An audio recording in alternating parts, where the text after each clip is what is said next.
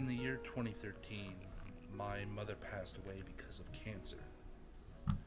As a result of her passing, I learned quite quickly just how fragile and limiting human life really is. It was my wake-up call. I knew right there and then that we had to reach for something better, for something higher than what our current existence as a species entails. And when I look at the U.S. Transhumanist Party, at their core ideals, their Bill of Rights, their Constitution, I see an organization. Hello, everyone. So this is going to be the live coverage, live debate commentary. Right now we have a video playing. But necessary solution. Welcome, welcome. And that is why I am a transhumanist. And good to see you, Dan. As a human, I'm prized for my erect posture, it's saying it's large brain, my bipedal locomotion. So I guess was that to say that we're live now? It says that we're live right now. I'm checking the video. Okay. Yeah. I'm trying to get the link. I'm just trying to get the link. Okay, I got the link here. So Nice. I see it. I got it too. okay, I got also. I gotta delete the old one because it looks really dumb. Well, it doesn't. Nobody's gonna go in and watch 30 seconds of that. I wouldn't worry about that. We're live now, so let's. Can you share the link with me? I can share it with. You mean share it with you on Facebook? Yeah. Yeah, Oh yeah, sure. I I'm see gonna it. send Okay, it. I see it now. Yeah. Cool. I'm Yeah. sending So it. I'm putting it on this thing too.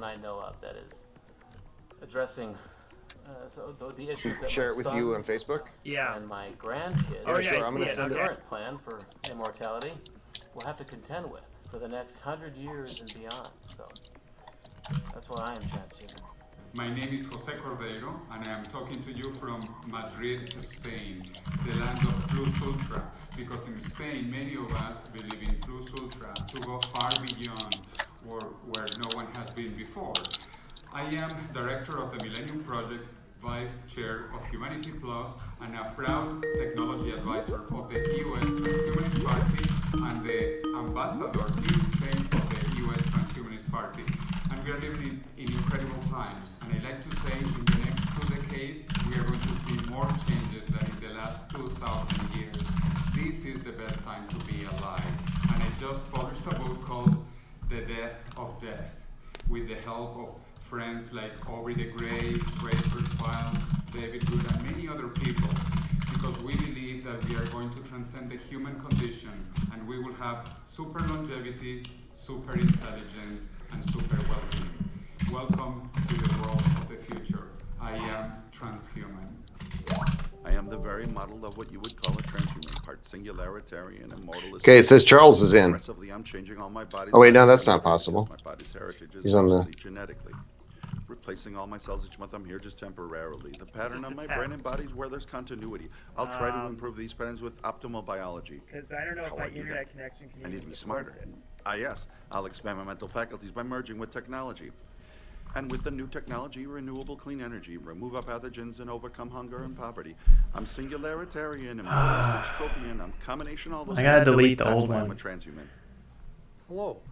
I would say you can wear. Well, yeah, President okay. and CEO of Whatever you Sierra think. Sciences, a company I know that's it's. focused on trying to find ways to extend It's lifespans not Pain even in the showing butt. up. and to reverse declining health due to aging as well as aging itself. Well, anyone that's had their not ears even pierced to enhance their appearance or had For good morning, All right. depending on where you are. ability to chew food, or even Dunadi, to hello. wear eyeglasses or contact Hello, lenses. Steele. How's the audio, Benzion? Depending on where you are. Sounding pretty good. Can you I'm hear pretty the? happy. Can you hear the debate audio? The audio, Benzion. Oh, gotta put my headphones on for that. Can you hear the? Yeah, we're good. We're good. Alright, my camera's good? Transhuman. And on the cusp of a new era, Cool. where amazing Okay. Hi, are coming everybody. into the region. Yeah, that's not a live image of me. That's an artifact. Enabling But us yeah. to unshackle mic is live ourselves and our because the species Why- okay. from the age-old limitations I'm hearing a lot of stuff here. But Yeah, I know, me too. Can you I'm taking those other headphones off. can you hear if you go on the YouTube? Can you hear the debate audio? Scarcity. Wait, who called me? Charles called? Oh, okay. Limitations Not in of that the call. human psyche, like Very well. logical Yeah, I could hear it. Yeah, I was able to hear it. Order of Good. Here, let me take to this up. establish a debate order. So I'm going to ask each of the candidates to Yeah, select that's a number from 1 to 5. I'm going to give that's like Charles from 4 minutes ago when we were talking, but yeah, I can hear it. his And I can hear them talking in the background. initiative. And then You're live, but I'm not live. It's weird. As Oh, maybe you're not live. in order to Yeah, no, that's okay. Yeah, so the I can, but yeah, I can hear them talking faintly. I can hear us talking a little more loudly. It's good. 1, 3, 4, It's good. All right, I'm gonna keep filling out this form here. Very well. Rachel, what number would you like? 1, 4. 5. 5. And then John. I'll take 4. I started Alright, biohacking so back in 2008, Kristen is 1. creating Let's devices do this. that could be implanted to basically become a cyborg. One of my main focuses has been the area of sensory enhancement and augmentation. That's one area of transhumanism that not a lot of people talk about. Let's do it 6 but I think it's times. very important to humanity In case we have repeats. expand our senses. Alright, so thus far, spectrum and to be able to because this interface function with, throws repeats, I have sensations 4 and, to 5, stimuli, which to gain means new John will insights go and first. You ready for our big Charles our will go big second. Terminator announcement? And then we have Well, that's the thing is I guess we can. Is anyone actually? Let's see. Is there anyone actually watching this thing right now? Oh yeah, we wanted to do it on that show. We'll get some. I mean, we're not doing anything yet. So We got the live chat. Alex will definitely join us, I think. I got a message. All right, I got to keep doing this. Yeah, just message people. Tell them to message me on Skype, Delton137, and they can join in.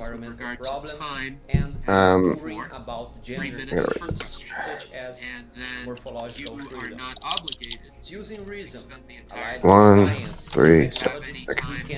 Also,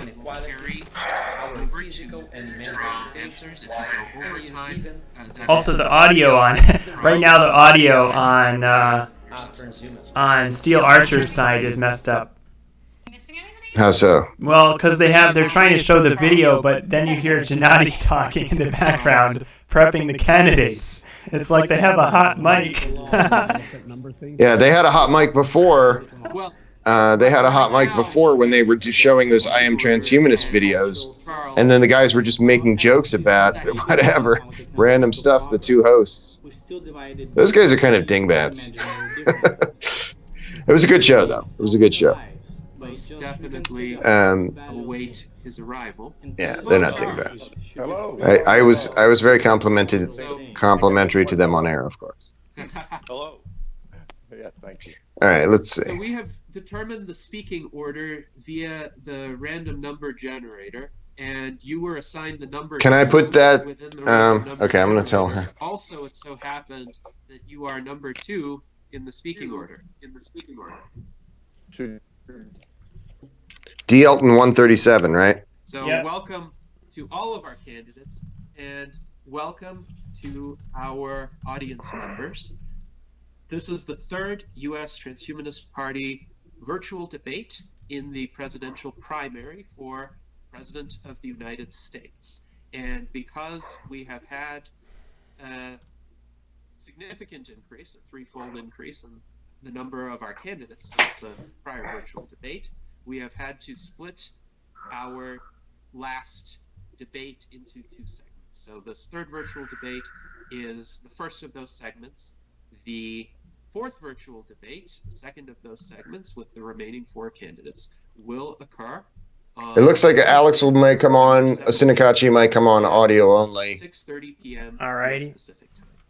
Today, I would appreciate who is all your attention to our 5 candidates who Alexandria Black. Oh, okay, great, right. John Parrish. She's definitely got some interesting takes on AI. Hopefully, she'll be in a good state of mind. And we have Kristan T. Harris. As their thing's still live now, right? Yeah, I'm all set up. I'm all running here, and we've US got one Transhumanist viewer. Party members. We've got one viewer, We've so. prepared 12 Nice. questions But Well, candidates to yeah. okay. So each wait. So what This we're is- somebody's watching what we're talking about right now. And All right. So I'm gonna do some. I should be speechifying. hear all of Yeah, I'm gonna try Okay. to normalize the audio levels here a bit. oriented. But Okay. yeah. Whenever you're Mhm. whenever you want to come in with some of this other stuff. Yes. Welcome back to the Futurist New Deal podcast. We are doing a co-production with the USLP, a live commentary of the United States Transhumanist Party. An exciting event going on right now. I'm getting a little echo on my line. Some of the outcomes we achieve will be based solely on. Are you wearing the headphones? Are you wearing headphones, Dan? Sorry. Tell us. Okay, it kind of okay, and it's a wonderful thing to be watching these guys getting into this debate. I'm very excited about it, and so now we're seeing a Steel Archer, a tiny little Steel Archer up in the left-hand corner. To the right of him, John Carrick's his mouth's cut off a little bit. Oh, and we see Rachel Haywire wearing her Haywire hat. Kim in the middle there, looking nice. They're moving everybody around a little bit. We're looking forward to seeing these five guys and talking about some of their policy initiatives that they're working on. We have some new policy initiatives that we've devised with the Futurist New Deal. We're going to be making those announcements very soon. We also have some exciting updates of other matters, including for those of you who watched our other live commentary show on this channel. That was the live commentary from the Democratic debate on the 12th, just a few days ago, 2 nights past. And that was with Cyborg Dre and myself. We did the Democratic debate commentary. And I'll tell you something, I teased a little something at that. I'm not too ashamed to say I teased an interview with the gentleman known only as Transhumanist X. And he comes from the subcontinental region of the Eurasian continent. And I can't say more than that, except to say that he lives on the subcontinent, because to reveal his location would be to put him in terrible danger. Transhumanist X is a devout transhumanist, and he is also a practicing Muslim, a moderate Muslim. And because of this unusual juxtaposition, because of this bold choice that he has made, his life is in danger. And I will say, in the interest, even at risk of revealing a little too much information, that the country that he lives in, it's notorious for killing people who are not devout people and practitioners of Islam, particularly atheist bloggers. There have been a number of atheist bloggers that have been summarily executed in the public square. And let's Ben Zion, let's listen in, shall we? Yeah. Okay, we're going to listen into the audio now and see how the candidates are doing. And joining me is Dr. Dan Elton, the data scientist of great repute. I've interviewed him before. Thanks for setting this up, Dan. Let's go ahead and listen to what the candidates have to say. We can hear you. Okay, great. Yes, I grew up with a passion. Okay, I'm going to keep filibustering because I don't hear anything. Do you hear? That much. Oh yeah, okay, I hear. Alrighty, so we have Jonathan Shatke. Oh yeah, I do hear. Okay, so yeah, right now Ben Zion, we have Jonathan Shatke wants to join the video on video. Is that okay with you? He wants to. Oh, well, let's see here. Yeah, sure. Bring him on in. Bring him on in. We'll have him in for a couple of minutes. And where we could all get through and come into a more prosperous, peaceful. Yeah, let's see if we can try and get him in. And the traits that I have is I'm brutally honest. I try to be honest with myself as well as others. And yeah. So right now, Charles Holsapple, he's a level-headed guy. He's speaking a bit about his campaign. Very serious existential threats that are throughout our society, and there are immense challenges ahead, and very much opportunity ahead for those alive today, and hopefully, if we do a good job, for those that follow us in future generations. I would love to say that I believe in solutions, not problems.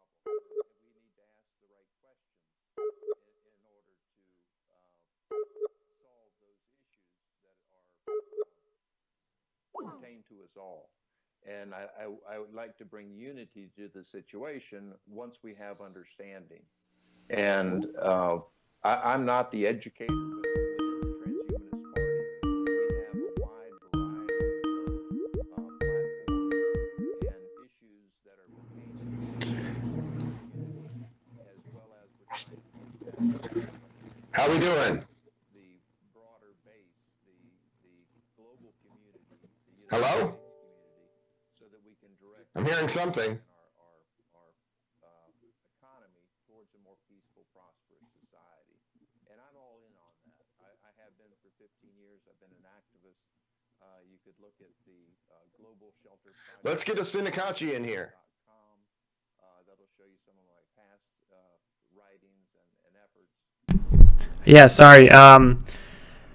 Sorry about everyone. Let's listen in here. Yeah. For unity, for using technology to better serve humanity. Yeah. I'm sorry about the audio levels being a little bit off. 5 seconds carried over to your future time segments. Charles Hillsopple talking a little bit about his highly laudable international program, Project 222. He's doing a lot of great work there. People that watch things that are familiar with me, they know that I am it's pretty good to see all of these candidates, they know but that I am a builder. weren't there supposed to be 5 candidates here? An entrepreneur. Who's the 5th man? An artist and a tribalizer. Somebody that brings Carrick's. Yeah, where's Carrick's now? He was in, and now he's gone.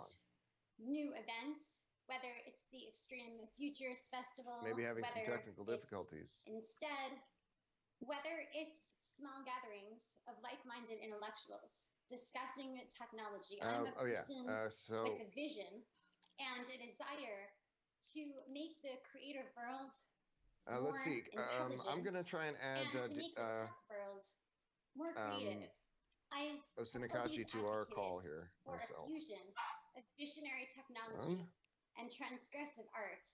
And I believe that vision is the vision that the Transhumanist Party needs. Let me know if Sinakachi's able to come in. About freedom of expression and about hello, Dr. Kalu, how are you? Can you hear me? Always act in the interest of these principles, which I have never changed. I have supported freedom of thought since I was I think you have to call us Sinakachi. I'm gonna message you. I'm gonna message you his information. Against what I thought was wrong and did what I felt. Is anybody alive? Okay. Views, or who was in power, or whatever was the narrative of the day. I fought for freedom of thought, freedom of expression, and freedom of the individual. And I will continue to do these things. Thank you, Candidate Haywire. You also have 70 seconds that will be carried over to your subsequent speaking segments. Next will be Candidate Kimberly Forsyth. Candidate Forsyth, you have 3 minutes to answer the first question. Well, I consider myself a very caring person as well. I do strive to help as much as I can to alleviate some of the world's problems. One of the things that really can get to me is when I see people suffering. And it is something that I do believe that collectively we can all change.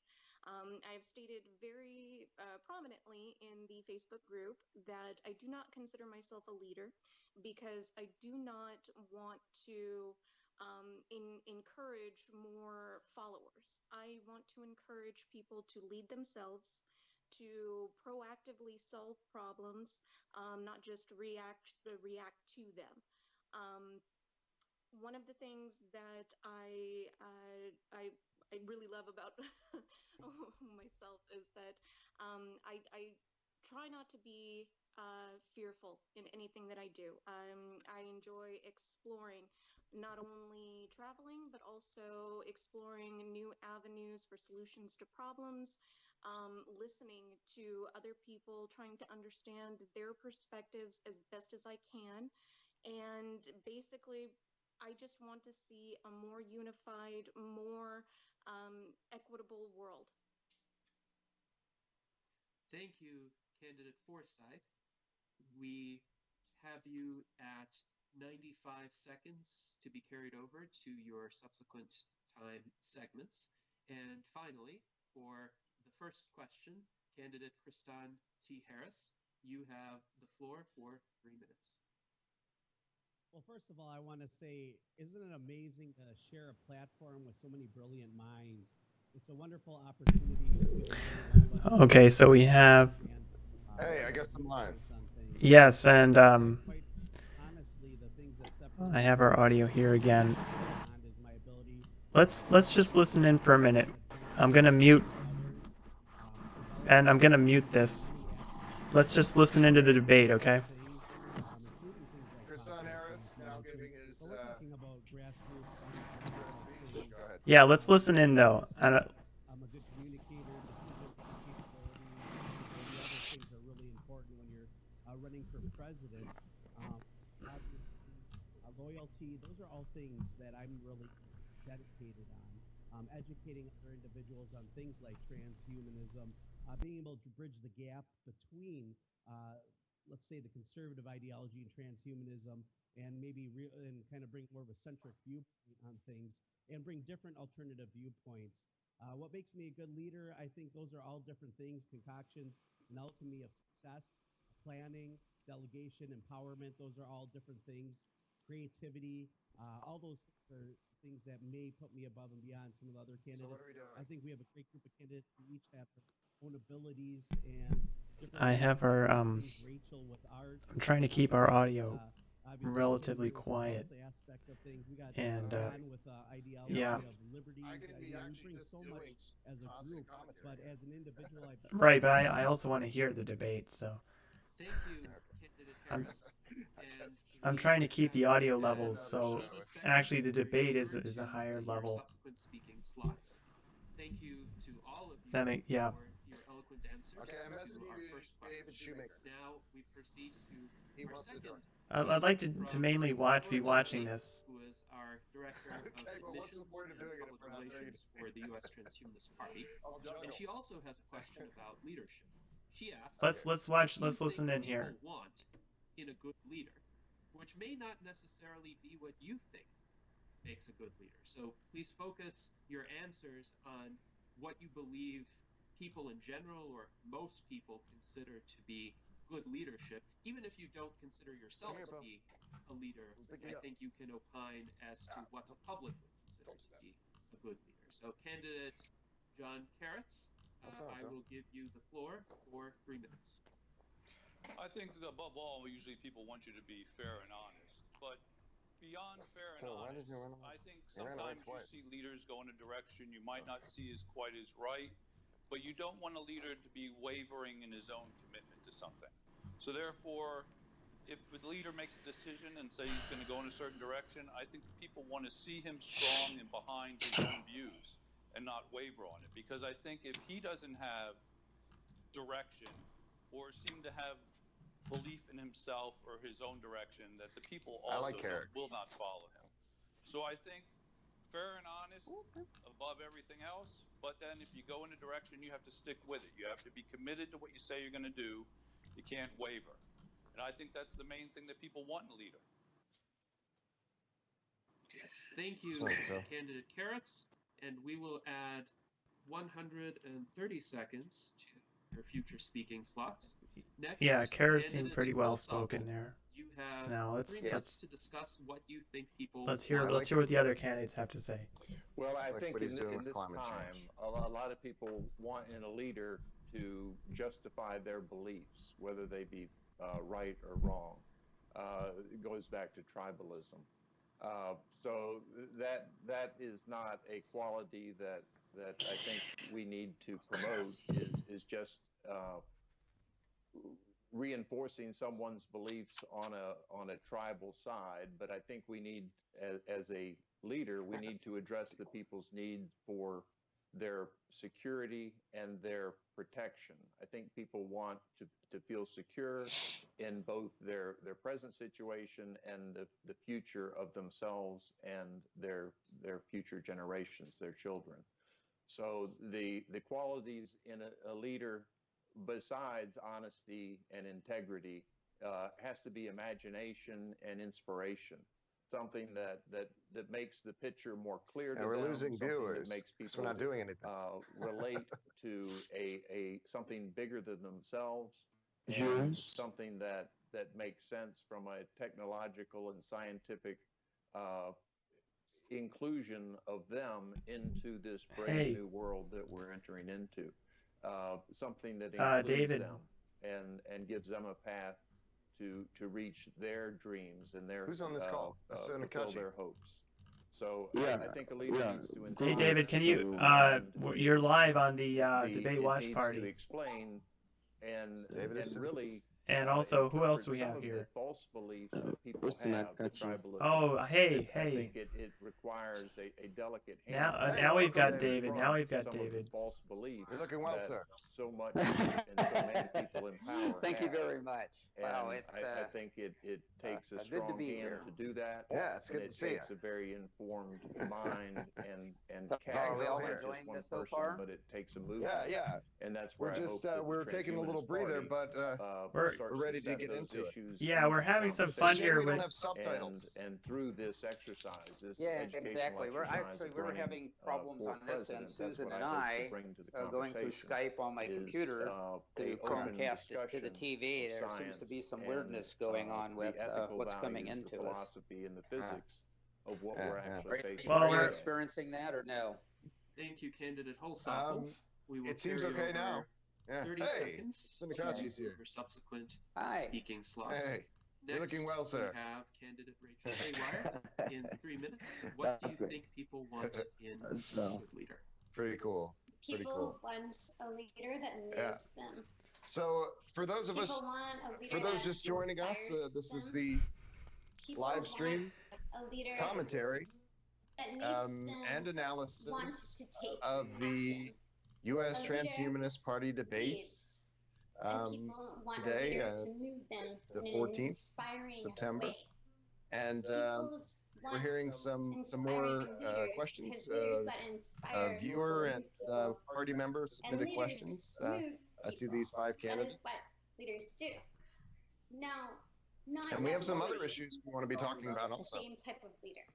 But if you're out there looking few, in for fact. a leader, you're going to want so I'm pretty excited a leader that inspires we presented some material, Ann and I, we researched a little bit on autonomous weaponry, and you're gonna and that knows hot topic that your in the concerns are understood, USTP that talking isn't room going to talk lately. down to Neural weaponry. that's going And I know to that's real those are things that that's going the to guests go have. against So corruption. we have a Even if question that's here not about the popular leadership, thing to do. and then there's People talk want about leaders broad generalities. I who don't they think these can trust and rely these guys on. have as much to say about And policy. leaders So we're here to that talk know about what policy. is So going on let's talk about and are autonomous not weapons. afraid to discuss it, even if it's Dan, moving leaders. what were you thinking? want leaders We talked about autonomous weapons. They've advanced quite a bit in recent years. There are active You spoke autonomous for 90 weapons seconds, being used so by we'll the carry United 90 States seconds military. over to And the future speaking we're slots. going to go on record and say that the futurist New Deal Kimberly will not Forsyth, develop you more have autonomous 3 weapons minutes of to these discuss kinds. what you think And we're going to people want support in All right, push a Ben, global ban on Ben, autonomous weapons. let's just listen in for a minute, and I'm gonna I'm trying to get everyone on video here. Okay. Mentioned several of those qualities. In addition, they want humility. Rachel pointed out very well. They want somebody who is real, who can relate to them on their level. And inspire them, and that is absolutely true. I do feel like in current times, most leaders just do a lot of lip service and tell people what they want to hear. But I don't believe that that should be a good quality of a leader. Or anybody who's seeking any type of leadership position. It is time that we start to really demand truth, demand transparency, and demand leaders who take responsibility for when things don't go exactly as planned, not who seek to blame somebody else. And in these days, we just seem to have too many people who just want to shirk off the responsibility and blame others. And it's not a quality that should be in contemporary politics or anything else. Gotta remember, it's 3:30 in the Are morning. you guys noticing problems with the audio here? That's it. Yes, I certainly am. Thank you, candidate Forsyth. We will carry over 100 seconds to your subsequent. It's okay on the live stream.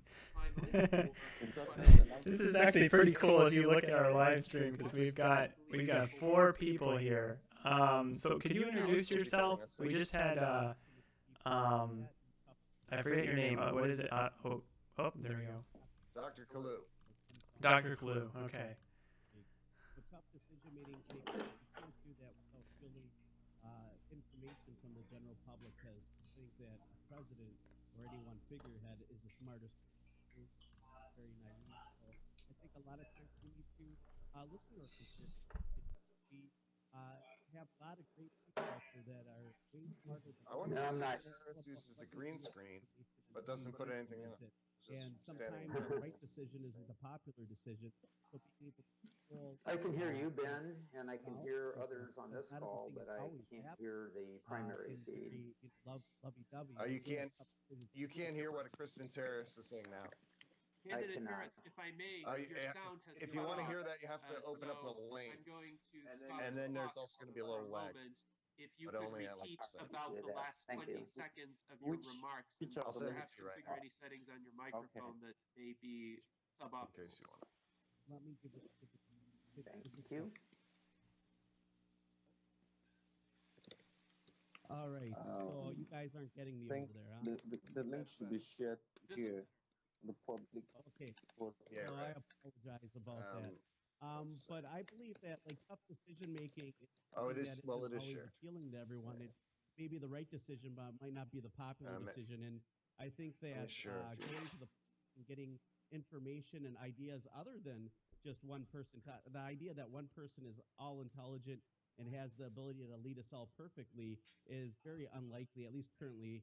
We'll see what happens with AI down the road. I know there's a lot of opportunity there, but like the idea is we should really be reaching out to our constituents to get a better viewpoint. Like there's a lot of people out there that are a lot smarter than I am.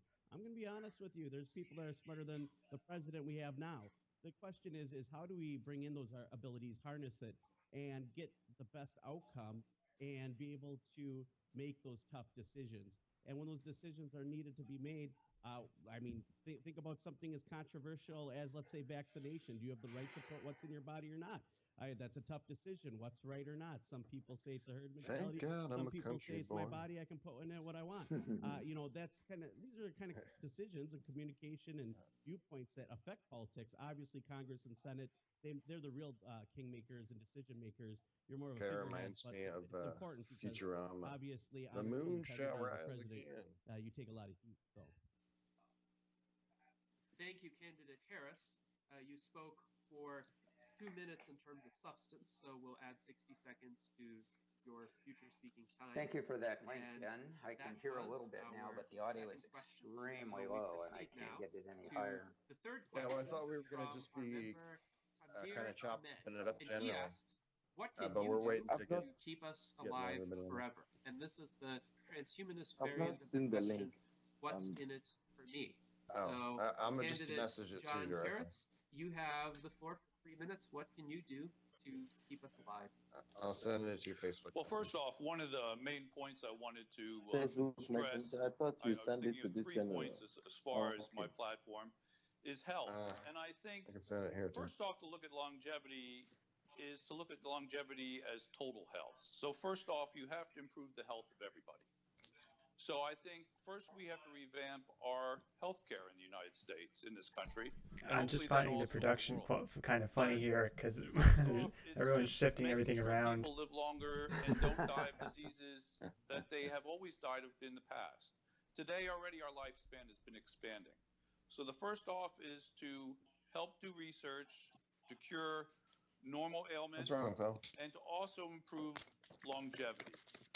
I myself have researched longevity since the 70s. I was a follower of Dirk Pearson and Sandy Shaw, if you remember their longevity books from the 70s. I see Charles remembers the books. I still buy things off of them today. But it doesn't always have to be man and machine necessarily as far as improving our health, period. I myself have 11 fake parts in me presently. I've had pieces of my eyes have been replaced. Parts of my leg have been replaced. I have a fake hip. I have titanium. I have screws in me. It's the way to go to keep us active and keep us alive. I think so. First off, we have He's to led a improve storied total life, healthcare, John Carricks. and then new He's a good guy. technologies, not keep them from the people, but make them accessible. Enable testing of things also. Of course, there is rights to how you should test I love the new airplane things, picture. but we should be able to test new Especially ideas, knowing where not it's be from. afraid of testing them so that things are available to people and we can progress. I Carricks also, and Gennady in my own opinion, aren't in the I'm a video very feed. big backer of the space So program. there's And I think 5 this video does relate feeds. because people forget how when we're worried about people going to space and dealing in different atmospheres and different situations, how we also have to research other health issues. I believe those same health issues that we're going to research for traveling to space is also going to increase our longevity here on Earth also, because we have to learn how to adapt our human body to different atmospheres and different gravities. So basically, in the beginning of it, I think just the basic increase of paying more attention to healthcare in this country, making sure healthcare is available to everybody, and then increasing the level of what people can get and not just limiting it to the natural things. And I was talking to a doctor today about how some drugs and stuff that they push in this country are based more on making money instead of actually helping people's life. And I like to make sure that it's more about extending people's life and not the companies making See money. what Alex has to say. Thank you, candidate Carrots. You spoke essentially for the 3-minute time period. So now we will move to candidate Holsapple. Before we do, I would ask any candidate who is typing to mute themselves while they are typing and another candidate is speaking, and then unmute themselves when How it is is this time put for out them to speak. on 2 So Skype candidate calls? Holsapple, with that, you have 3 minutes to address Mr. Ahmed's question. What can you do to keep us alive forever? Well, what my goal this is quite amazing tying this all together the way it is. I'd love to see how it's laid out. As possible, so that we had a opportunity to I'm still in this call, right? experience the hopes and dreams of living a full and healthy life. I can't say that I was I'm just going on to 2 promote any audio one feeds faction of and 1 transhumanism video in order feed for that in to this call make a magic pill to where we can live forever. I Didn't think there's realize that. people within the Transhumanist Party and Somehow I outside was the called them both. Transhumanist Party that are working on those life extension sciences that are receiving. Rachel, if you would mute your keyboard while you type. And Ilya Stambler both. So I think that kind of critical of this magic pill amount of money that we spend, the amount of really compassion that we spend. I mean, we all have a limited amount of attention span to take care of others and really just take care of ourselves. We get caught up in the day-to-day life of what is required for us economically and socially. I think extending the life of each individual has a lot to do with the quality of the life while we're on this planet.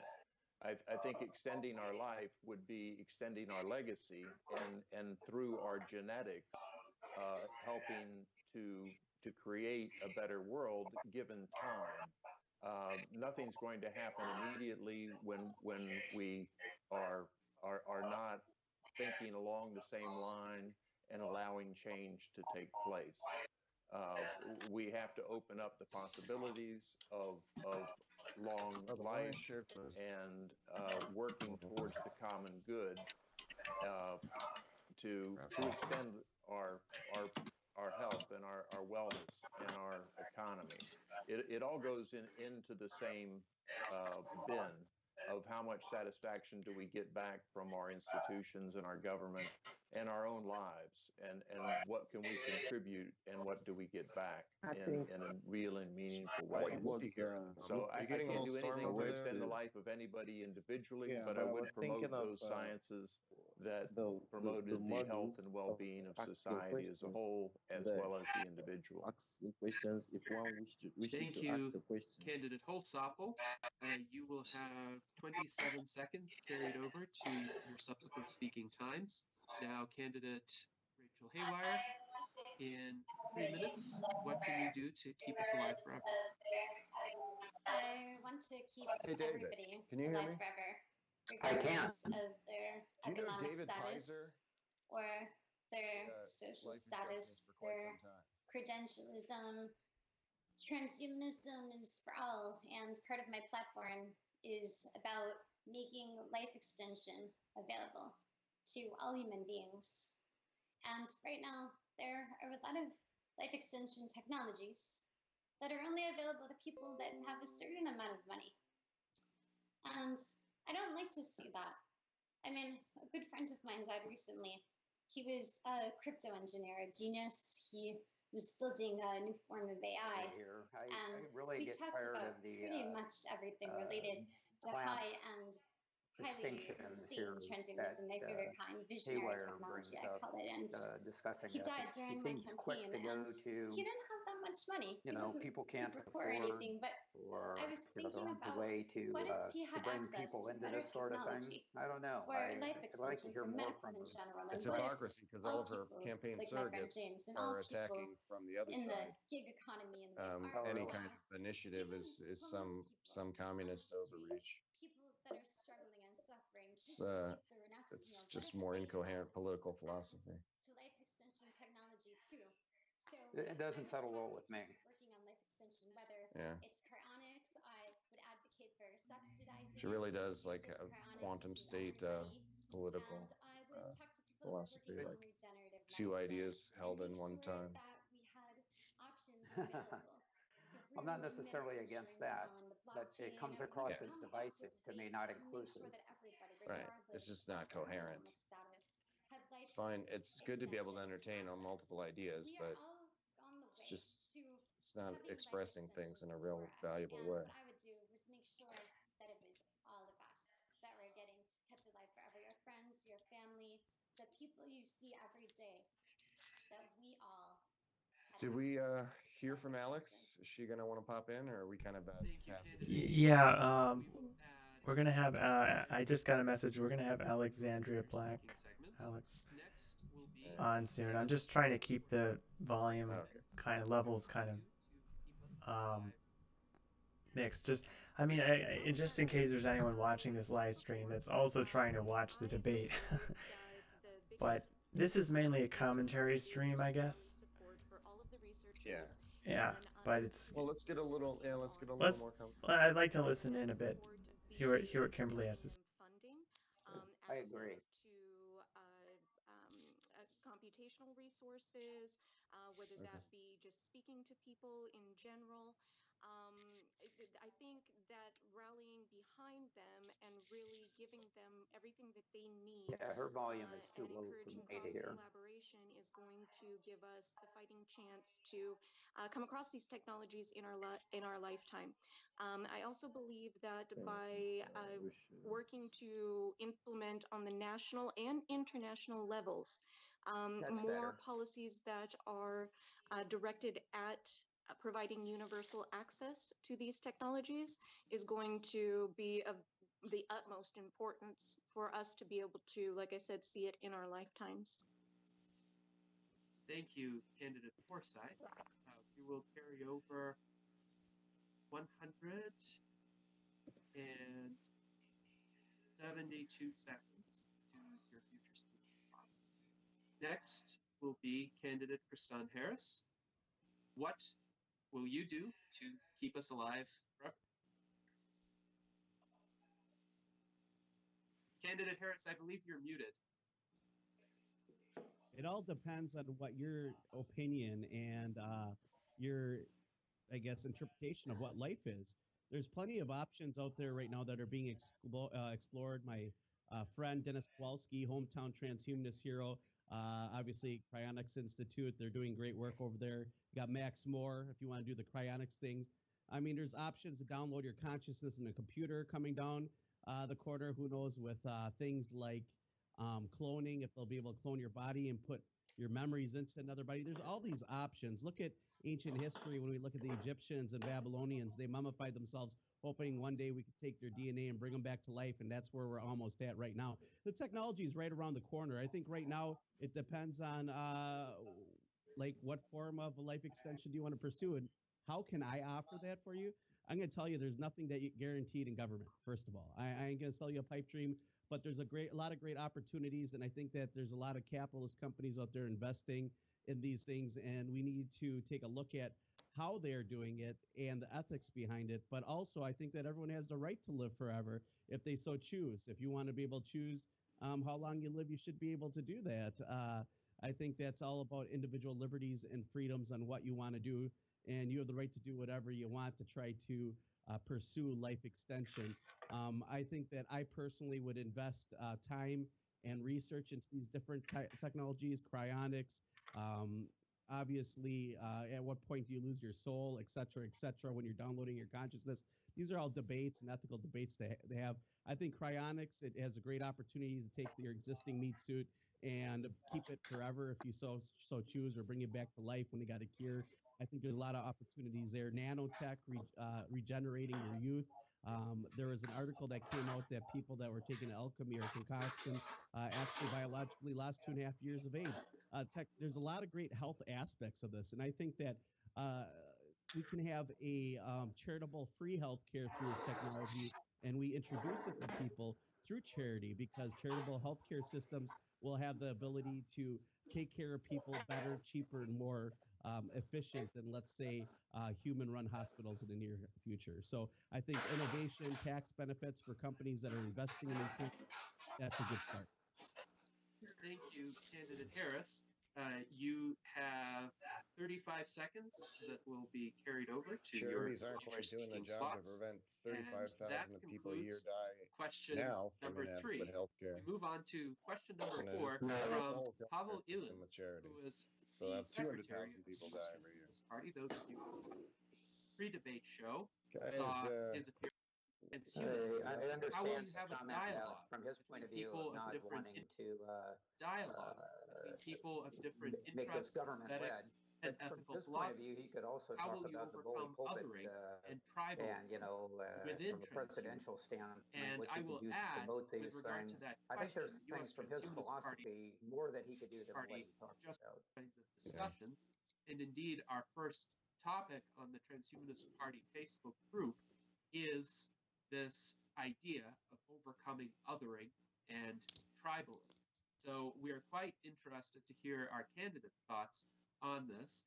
Candidate John Carrots, in 3 minutes, how will you overcome othering and tribalism within transhumanism and mediate between different interests? Well, I think this kind of comes back to how I answered the first question. I think it would be important to get the different representatives from the different groups that have different mindsets, to get them together as much as possible to discuss their different issues so that they can understand each other's directions and where they're coming from. I think getting them to form a consensus of how it should go forward totally depends on having them all understand each other's point of view. the cardinal plans So of the do better party. through understanding and through communicating with each other, The we can come to approach some sort of shouldn't be consensus. so So I much, think somewhat different the trick from there is to get them the to talk as much as principles of the party, possible because I and to needed to open the ask lines a of few communication and questions, make sure the lines of but communication I don't are know open. how to do that. Even if meetings between them became arguments, arguments are still communication. So when they have different views and stuff, they have to keep it Interesting. open. Lines of Yeah, communication always have to there's be not kept always open, there's even not if they always don't agree on a things. thoughtful This can be discussion done about through many policies to different address ways, through inequality. meetings, through It's one of the big problems of our age. mostly face-to-face meetings. I Would be think the best, the basic so income that they is can all keep open to each other's a views. pretty good That's the only start. way they're going to understand I and think come to a that consensus of what direction ending they should go corruption in the altogether. form of ending oligarchy and Thank you, supporting Candidate Carrots. e-governance You have is a pretty good start. 100 minutes carried over to your future time segments.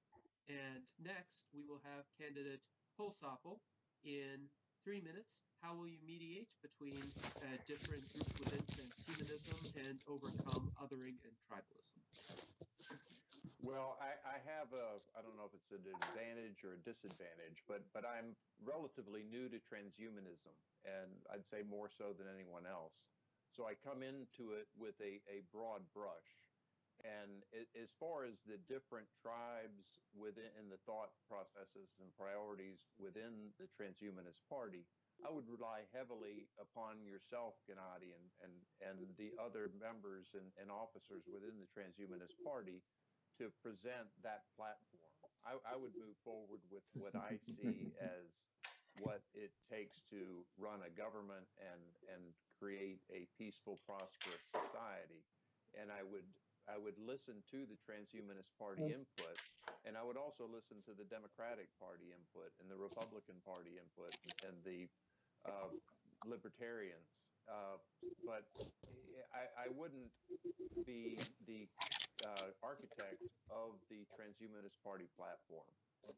I would run my platform, and I would take advice and counsel from the experts within the Transhumanist Party.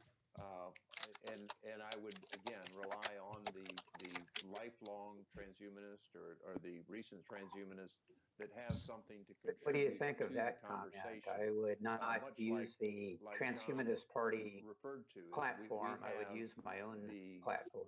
ability That seems a come together pretty with some pretty amazing bold minds. statement. Harris said the same thing. Yeah, I'm certainly not I mean, a candidate most has informed to or smartest come up with their own in platform. the room, but I would listen to all But factors considering what we of the know party about him and see if it made as sense in a budgetary somebody who's standpoint, new to life that I could extension advocate for as a more concept research and new to some of these other better concepts, understanding of certain I would say that's a aspects little of the strange. Transhumanist Party. But I would try to make it into Seems like he a could be common thread disregarding our core something in values as common a that we were candidate. searching for.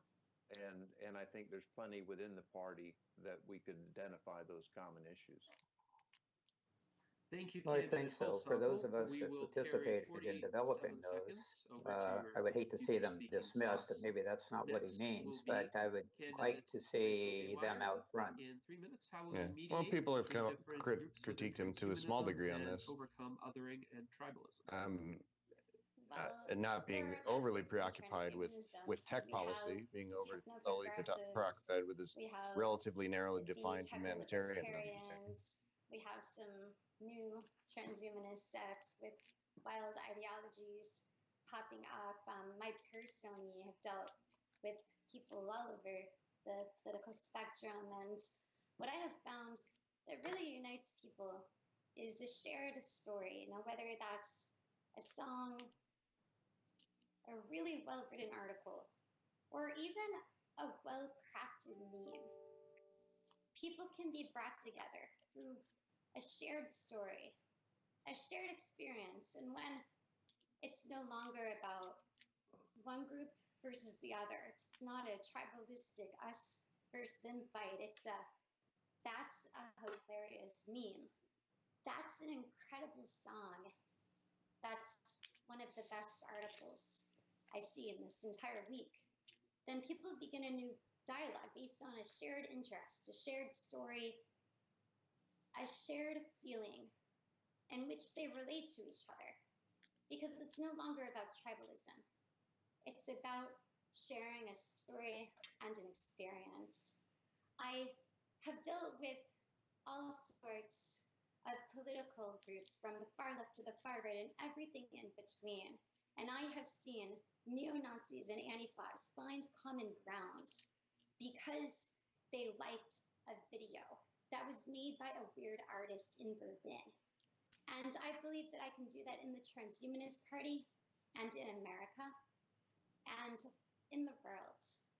I am a unifier of culture through groups that would have no interest in talking to each other, some groups that would want to kill each other. But the minute that I come in with the right song or the right meme, entirely new conversations. Sorry, need to turn her down. Entirely new. Thank you, candidate Haywire. We will add 49 seconds to your future speaking time. Next, candidate Kimberly Forsyth, you have 3 minutes to discuss how you would help overcome othering and tribalism within transhumanism and mediate among different groups. Well, I think all three previous candidates have stated it quite well. I definitely emphasize that we are in this under a common vision. We all seek to, even though there are several different factions of the transhumanist movement and how it encompasses several different types of technology and health concerns and things like that. But I think that by listening to each and every single one, sharing their concerns and working our best to overcome objections and also encouraging each one to pursue what they believe would be a good course of action that would play well to those that also share those beliefs would definitely be a lot of bring a lot of a better idea of unity to the various different ideas that exist within it. Thank you, candidate Forsyth. We will add another 172 seconds to your future speaking times. And finally, for question 4, candidate Harris, you have 3 minutes to explain how you will bring more unity to various groups within transhumanism and overcome othering and tribalism. Well, I don't know. Those are two very separate topics, othering and tribalism. I mean, the United States Transhumanist Party, by definition, is a tribal act. I mean, you're joining a tribe, you're standing behind an ideology. I think it's a tool. It can be used for good or evil. Without competition, how do you find out where you're wrong or where things need to be improved? So I think tribalism can be embraced as a really good thing as long as people aren't using otherism, which is really kind of bringing certain individuals and alienating them. I think othering is kind of one of those things where you're not incorporating everyone's viewpoints, maybe based on your own opinion on someone.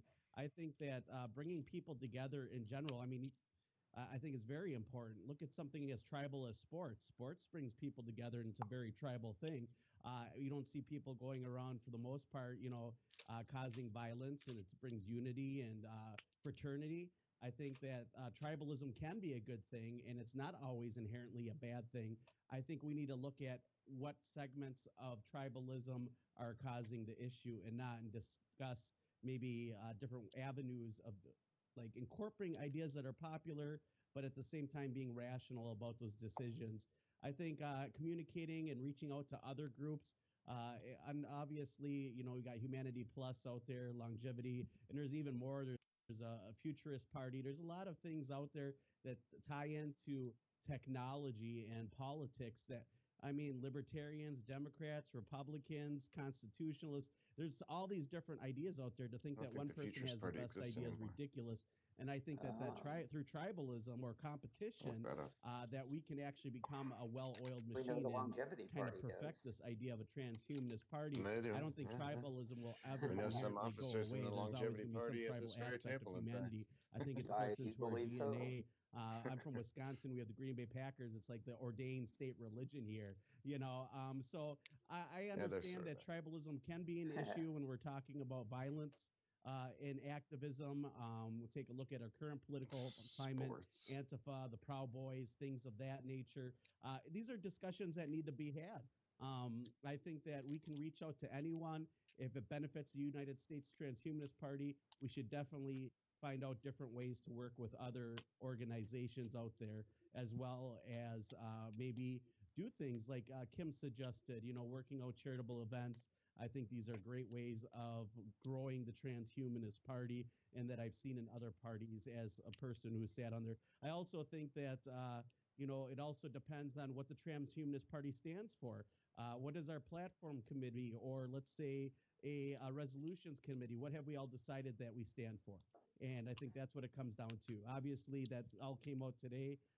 You can take a look at that. Check out the U.S. Transhumanist Party website, and you can take a look at different platforms. I that we wonder stand if some on. of these So, candidates have read the Thank you, Transhumanist candidate Party Harris. platform. I will say that I you very spoke much for doubt. the Well, allotted time, and that concludes the I don't see discussion Rachel sitting down on and reading our anything fourth too long. Yeah, I'd like to see Our more fifth discussion of the question is platform also points from and Secretary Bob possible Gillen. additions to the He platform. asks, how will you communicate Sorry if I'm with the too loud here. non-transhumanist Yeah. population and persuade people to become transhumanists I and agree. work with a lower future shock level audience? Yeah, you're good. How will you overcome othering and tribalism within the broader society? So the previous question pertained to mediation, communication, overcoming othering and tribalism within transhumanism. It's kind And of this late where question Kim is. focuses on the broader society.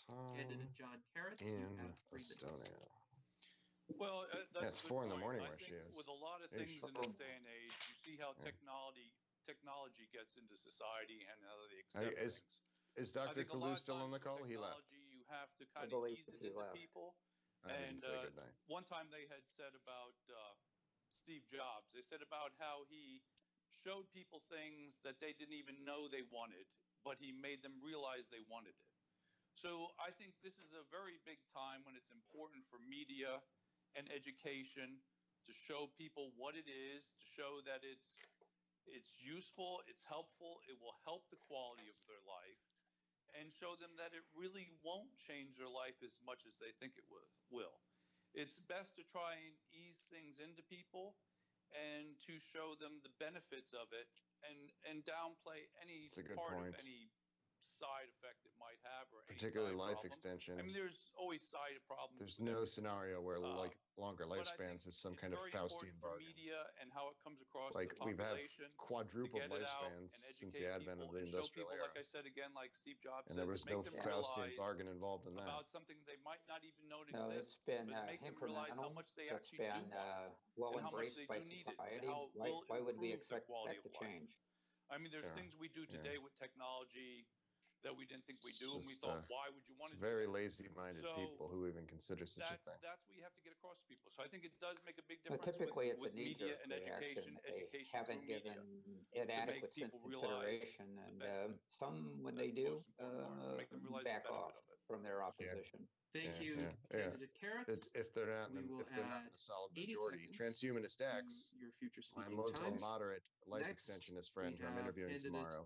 Charles Holsapple. He's in With regard constant to the danger for broader being a life society, extensionist. You'll how like will this story. you help It's a powerful persuade story. people This of this transhumanist testimony. ideas and overcome othering and tribalism? Yes, I think it starts with education, but just as a point of procedure, when I look at the screen, I don't see myself. I just see the other four candidates. I see myself very to small the theology in the top screen. quite relatable am as I well. in So anyone else's screen represented on the major? You know, I'm very interested in Reform Judaism, very good. So I think it's humanistic to educate Judaism, the public. and he does have a God belief to some degree himself, but he's not a religious literalist. On the He's a planet fascinating and man. our ability to Excellent. sustain our economic I do look structure forward to and our that. social structure. I think the advent of technology I want as to maybe it start is circulating a taken petition its to hold on be raising awareness how for getting we some learn political and how asylum we for someone react like with each other. It just in the past 5 years has been him. phenomenal. Got to think about that a little And more. I believe the ability to communicate will only get faster and more reliable as we identify things that make sense, things that we agree upon, and using.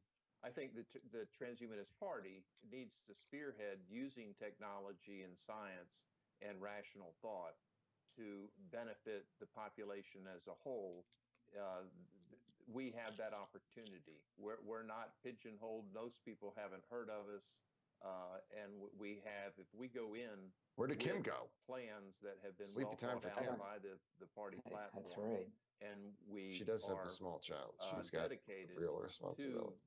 what we Last Monday, that she we addressed a longevity group and for well-being. me, and it was If 5 we a.m. use her those time as when our she was mantras, addressing the we group. can So the attract time zone people thing's that not all are that working well. disenfranchised Probably wearing from the her out. parties as they have throwing me come to out, know them making a lot of now. international calls. So if we have keep doing it, I love them. humanity's well-being at our heart, I'm getting used to and it. we have each other Stuff to schedule. in our hearts, we can gain people that are looking for some aspiration or inspiration of how they can contribute back to society. And that's really what we need. We need a widespread support of people that are wanting to make a difference, that want to use their talents.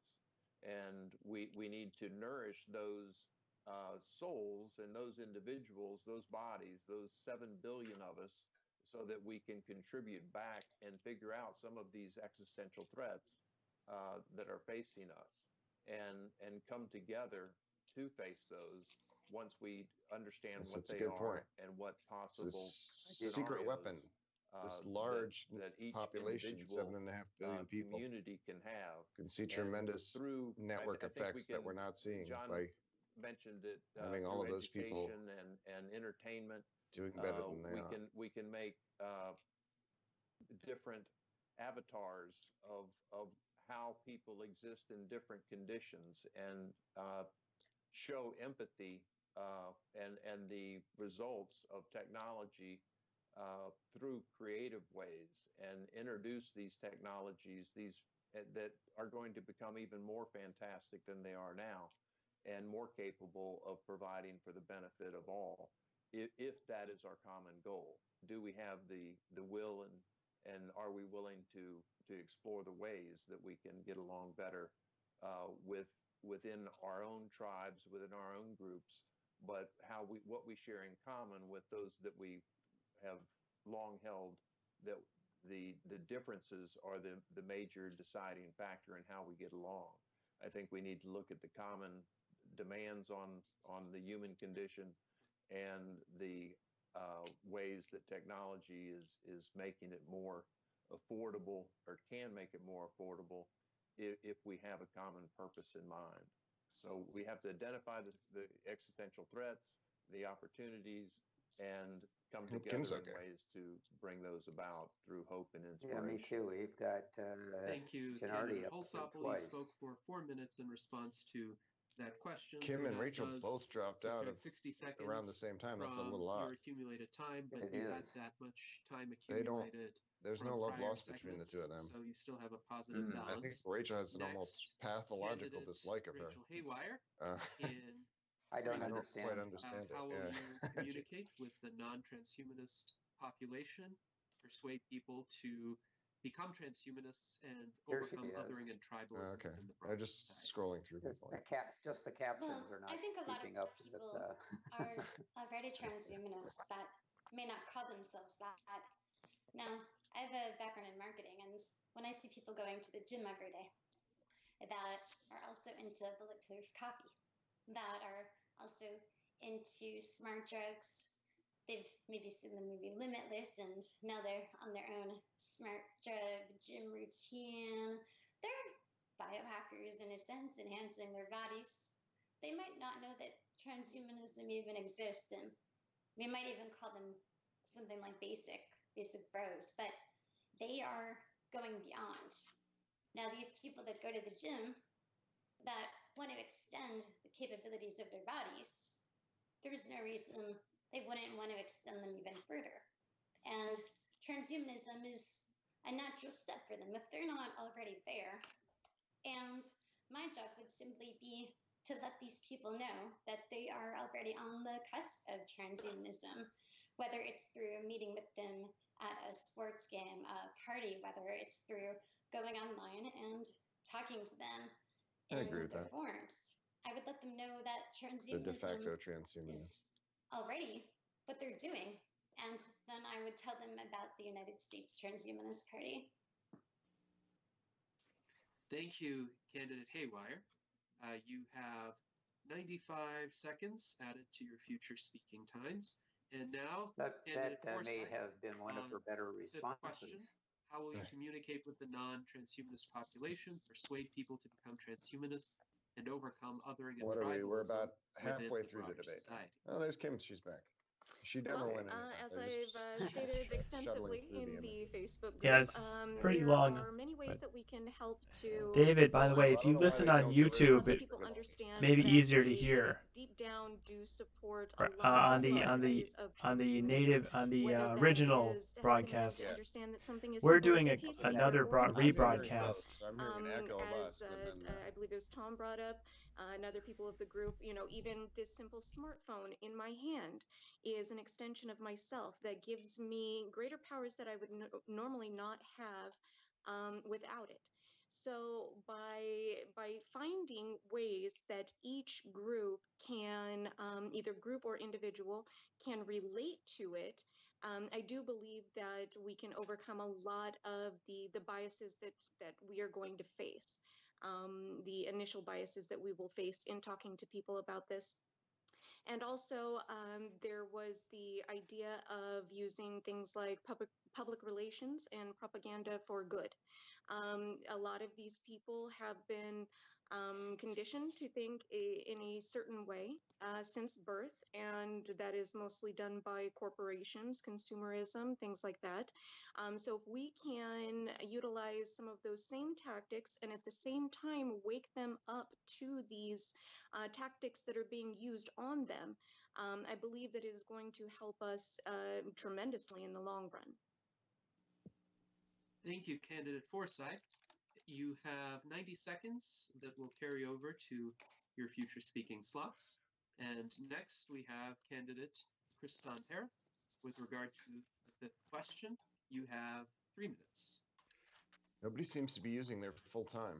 Well, I believe that there's a lot of different ways we can bridge the gap in transhumanism. That's been obviously an anthem. I was on Detonation with Steel Archer prior, and I talked about how hard it can be to bridge the gap when you're talking to an individual that may be of a different mindset. And it kind of reminds me of jargon.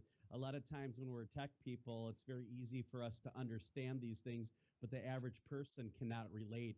It's just they just don't have the time. They got families. They may be working 2 jobs.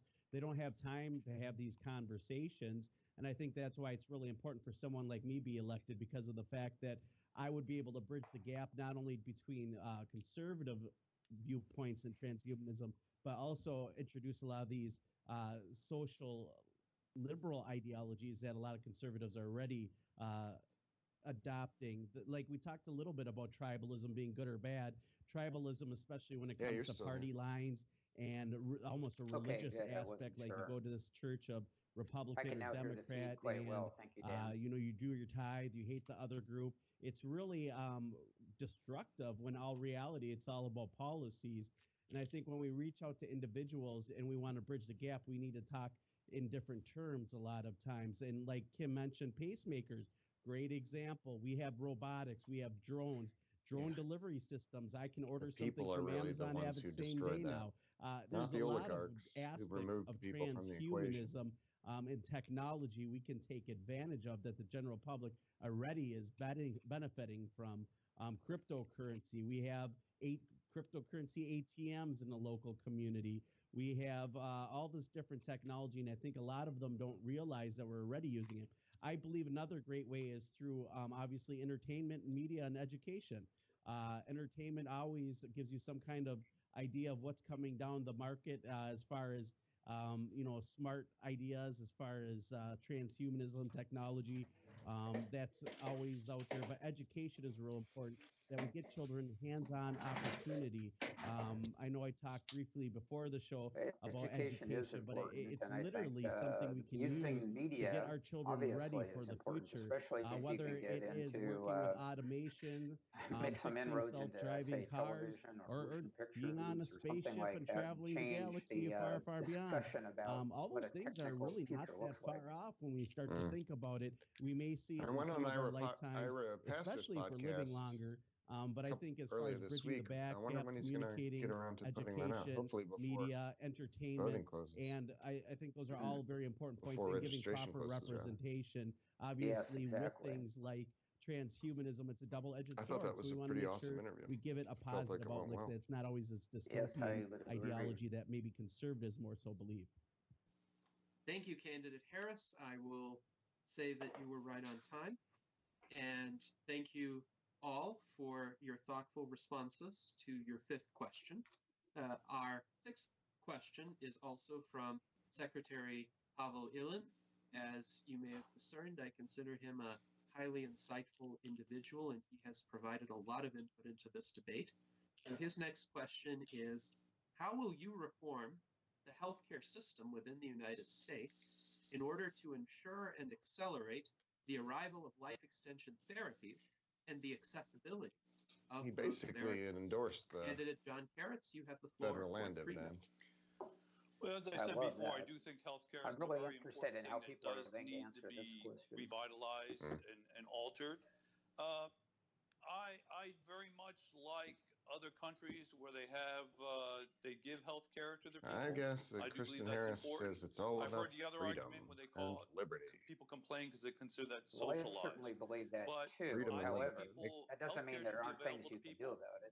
I Well, think it's it just the should last be bastion of somebody companies. who doesn't want to actually say We should anything. try to make it that it is not right. about the companies making money, but about them helping people. I think right now in this country and in the world, period, a lot of drugs that they make available to people aren't always drugs that are really helping the people. It's more about how they can make money off of it. And I think there'd be a way to, if maybe we did socialize the healthcare a little bit more. I mean, there was a time when people didn't like the idea of Social Security because they thought that was But he's not afraid of being that word. socialist. I like that. But if we make it that way, that it's more important for the discoveries and the healing of people than companies being concerned with always making money, I think that's the direction to take it. We want Half the people to in get this better thing and still get don't well. like the idea of Social Security. Talking about longevity of John people, Shatke and Kristen Harris would both get rid of statins for Social cholesterol Security. is one of the biggest things they push for people right now. But yet research has Have they said shown that that people plainly? that die of dementia and Alzheimer's, Yeah, let the sometimes church in their do it. brain Why fluid not? have levels Church, 500% they're big guys. You less can of do anything. cholesterol in their brain fluid. Well, that Now, hasn't worked for 6,000 years. is this a product or a cause? I mean, the companies are busy pushing statin for everybody to lower cholesterol, but yet it's shown that people that have that die all of these things of that these brain guys want. deficiencies have less It's cholesterol. not a recipe for an affluent My society. concern with this is It's if only it's the all things about the that Carrick's companies talking making about money, that have allowed not an affluent helping society to exist. are they really So going to work towards right helping people libertarians have really no work clue towards longevity? as to what it I takes don't to think they want to construct a help civil work towards society. longevity. But And right that's now, the way our health system in is, I direct think they evidence when you actually look at want people to other be affluent sick societies so that that they are can better actually make functioning money than off ours. it. It's And the that has to be dumbass right stopped. libertarians It has to be moved to a point driving where out we're the working agenda towards people living out longer. into The weird companies territory. should realize that they can still make money. And if you have somebody that lives 200 years, you can make less money off of them for a longer period of time and still make money. So I think that's my biggest concern. That's a good point. If they're working towards promoting the length Everybody of life, thinks nobody even bothers to look at not other the countries. fact of making their It's money like right now, I think that'll greatly improve our healthcare.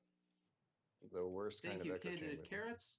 We will add 25 seconds to your future speech. And by the way, guys, we're probably gonna nuke this stream afterwards, so don't. You have 3 minutes to discuss. I don't know if we're gonna want to keep this on YouTube. Healthcare system. But we can do a post game. We can do a post debate commentary. Yeah. I think that would be a good idea. Well, longevity what are you treatments having as well trouble as with? other Just treatments. I mean, we have to treat the short. I just don't know if this is something people are going to want to watch with the mixed audio and everything. But I'd advocate, it's still content. We shouldn't just say that trash we it. need more doctors, we need more physicians assistants, we need more That's up nurses, to we you. need to educate Sure. people for jobs that can enhance the well-being it's not like, of our population. You know, somebody had a right stroke or now, something. there's a great restriction on the number of doctors that we can train here, and that keeps our healthcare costs up, and it takes creative minds out of the healthcare industry. We have robotics that are coming into line for both diagnosis and treatment. That is essential in creating a healthier and early diagnostic of problems that would cause us to live a less productive and shorter lifetime. I'd speed the Federal Drug Administration testing of different therapies that are proven to be needed and useful in the safe treatment of disease, and including the aging process. So, and I think that gets us into patents This and is a good intellectual statement of the properties that problem. I'd like to sometimes see him are talk about what he restricted would do by about it. corporations and or individuals for the prolonging of both medical procedures as well as that goes into our energy policy and everything Nobody else. really So talks about I think we need the to shifting of address those many trillions of those dollars what I would call from eminent end-of-life domain care over what to affects prevention and us, life what extension. possibilities that we Yeah, and have that is key. to affect the global population's that health is and the well-being. whole end game. And I think privatization Exactly. of those discoveries is I'd say immoral in some cases. And the John was talking about the overhead of our healthcare system. And the last time I heard, it was about 1/3 of our healthcare dollar goes to administrative cost and insurance costs, and it has nothing to do with the health and well-being of the individuals. So I think we need to look at that. I think some form of socialized medicine, if you will, is warranted and just and a human right to. Had a great talk when with we a man say who was that we dull. have the inalienable right to life, liberty, pursuit of happiness. In the Netherlands, we're Life going to do is her show. dependent upon certain measures of what She's a smart cookie. healthcare and what our environments provides us. And we all live on a very fragile and delicate planet. And the sooner we realize our shared dependence on certain systems and technologies, the better. So I think that we need to bring the private industry in. We need to build a inclusion society to where we all realize that we are in this together, and our tribe is the human race. Thank you, Candidate Holsopple. Good ending. You spoke for 25 seconds over the 3-minute time, so that will adjust your future speaking times.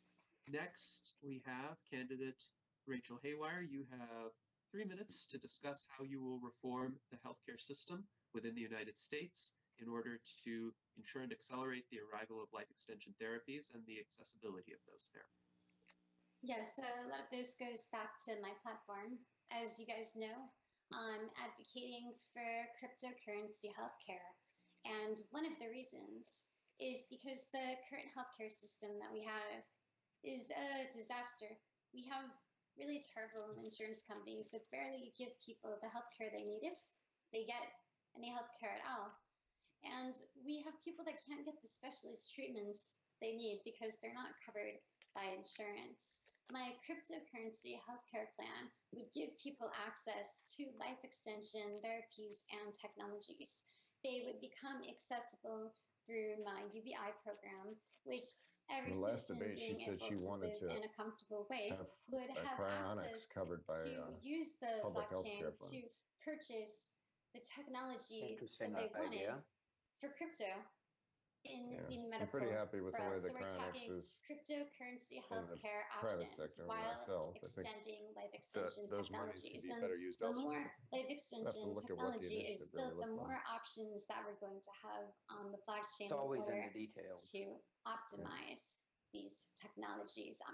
There is also the part of my platform where we talk Getting about cryonics to taking everybody, psychedelics like LSD and that money could MDMA really quite and literally be spent on like classifying them as personalized medicine therapeutic initiatives remedies, and other things that you making can get a it lot more so bang for your buck. people that are struggling with depression and PTSD are able to use these substances to get better, to feel better, to extend their lives. And I think that a lot of people that are using these substances would also be interested in life extension therapies and technologies, whether we're talking about cryonics as a backup plan or regenerative medicine. We have so much that we're on the cusp of right now, and it's very important that people get access to these treatments.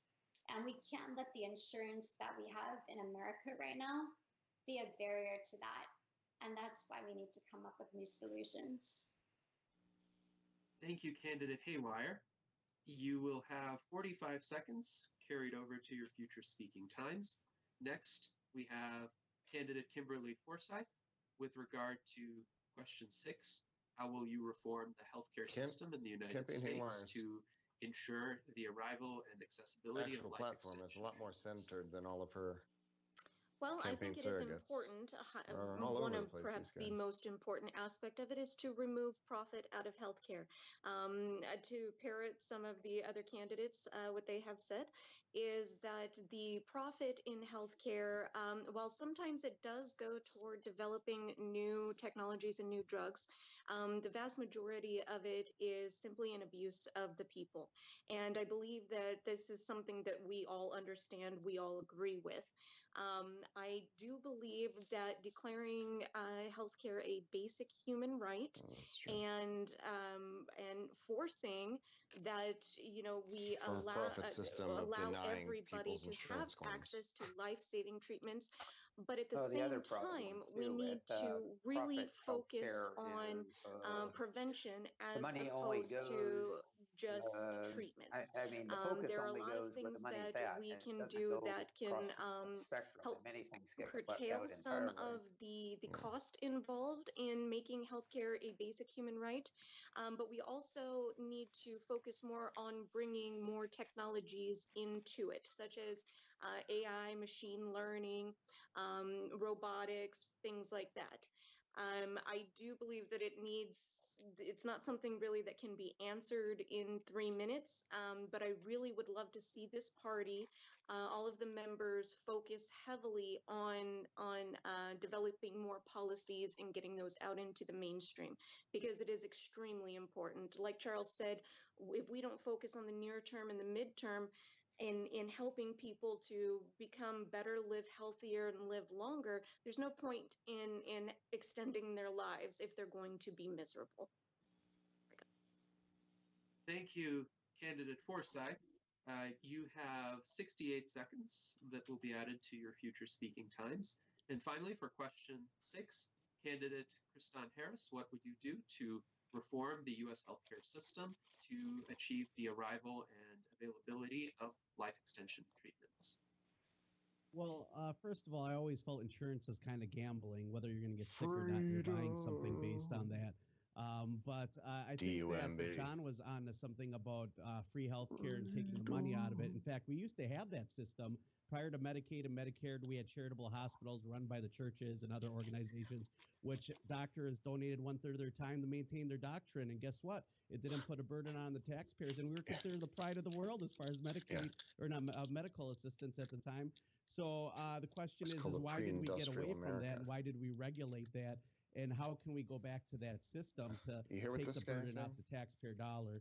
Now, some of that, obviously, when we're talking about socialism and socialist government, I mean, when Obamacare passed, they had less than 30% approval rate in the first 3 months. Less than 10,000 people signed up. Maybe it was the first month. 10,000 people signed up. You know how many people are in America? I'm saying that the idea of opening the borders for interstate competitions and intercountry competitions would drive the price down. Just like if you have one cable company in your local neighborhood, you're paying $170 for that package. All of a sudden, there's competition. That price goes down. Now, with socialism, we don't have that. Everything that we kind of feared and that everyone in the media, as far as the whistleblowers, were warning about, jacked up prices, consolidation, getting rid of small companies. That all happened. For the ideology of small companies and small organizations is abundant in things like smart growth people and who just want to talk about smart planning, but not when it comes to healthcare. And I think it's because it's compulsive consolidating the wealth. And when you're consolidating wealth and power amongst a small group of organization of people, it's always socialism and communism that does it the easiest. So I think, in my opinion, that's the best outcome. We have to go back to a capitalist system. Corporatism is a problem. We need to talk about that. But at the same time, I think if you open up competition between state boundaries and maybe even with Canada, these prescription prices all of a sudden will drop, because when it comes down to it, it's about the dollar, and I don't think that's going away unless we move to a charitable system. And that's my opinion. I think people would get better health care, would be able to get the health care they want, and we'd have the choice of whether we want we're it or the not. country that Now, I'm saying if it sucks if you get hurt and you don't have health care, absolutely. But that's what charitable organizations were for. And it didn't put you in a burden onto the system and to yourself as far as bills go. Poor people with darker skin are that's the way I undeserving. look at that. So we're cut off our noses to spite our face. because we don't Well, a want lot to of good admit this ugly ideas up here, history by the that way. we I have. think that Kim had a great idea. Automation. a lot of things Because are every Haywire other had some country great of any ideas out there comparable wealth as far as has a automation public and healthcare system. healthcare and different ways It's they not a handle it. controversial Absolutely. notion. John, obviously, Absolutely. The other thing Charles, too everyone about contributes having different charities ideas, and it do also this is, shows to your point, I how we think, can all work is it together plays and to improve our those that health. are So. disadvantaged Thank you, candidate or Paris. something. We will It add becomes 15 a type of seconds welfare to your future speaking times. And thank you back to up with that. all candidates. Some of the other countries, my partners from New Zealand, their healthcare is across the board. It's stigma free because it's the same thing that everybody everywhere gets. Yeah. We're missing Yeah. that here. Yeah. And yeah, this guy wants to go back in history. This guy's Right. like literally like more of a Republican than 80% of Republicans. There's no interest in life extension in any practical terms. That's true. Reading his candidate profile, that's very obvious. With those increases to the NIH. And candidate John Carrots, you have the floor for. This should be an easy question for all of them. I think so. Well, I wouldn't count on guys like Shadkey or Harris to want to fund anything. I would like to tax a lot of the Give it to fossil fuels Jesus. to use for a lot of my programs, for the healthcare, for education, and the infrastructure. So I would like to tax. There's no acknowledgement of the mechanisms of the civil society, all of the things that go into building an affluent continue society. to use them, but I wanted It's to just make magical it harder for them thinking. to use it. That money is what I'd want to put towards everything else to help the healthcare, to help the education, to help the infrastructure. I would like to use that in the fossil fuels to deter people from using them. Thank you, candidate Carrots. We will add 135 seconds to your future speaking times. Next, we go on to candidate Holsapple. Would you support increases in funding for the NIH? And if so, what federal departments and programs, if any, would you cut simultaneously? You have 3 minutes. Well, I'm operating with a lack of information on what the National Institute of Health budget is, as well as all the other budgets within the government. I'm sure that there's a lot of money that's within the National Institute of Health, well, I certainly suspect, that could be reallocated and prioritized to find funding for some of the proven methodologies that the transhumanists are. How do you see those monies being increased and better I think allocated? It needs to be Dan? in Nobody has more with information about this most than you. immediate and urgent needs that we have as a population in relationship to our health. It wouldn't be the number one priority, but if anything shows promise, then I think we do need to fund it, and we need to partner with corporations. Well, I think we need to increase the budget of the National Institute of Aging and diversify it beyond just Alzheimer's research. And we also need more talent. So I think there's a talent shortage. We need to educate more scientists and also encourage high-skilled immigration. So, postdocs can stay here and get staff scientist positions here or principal investigator positions here in the U.S.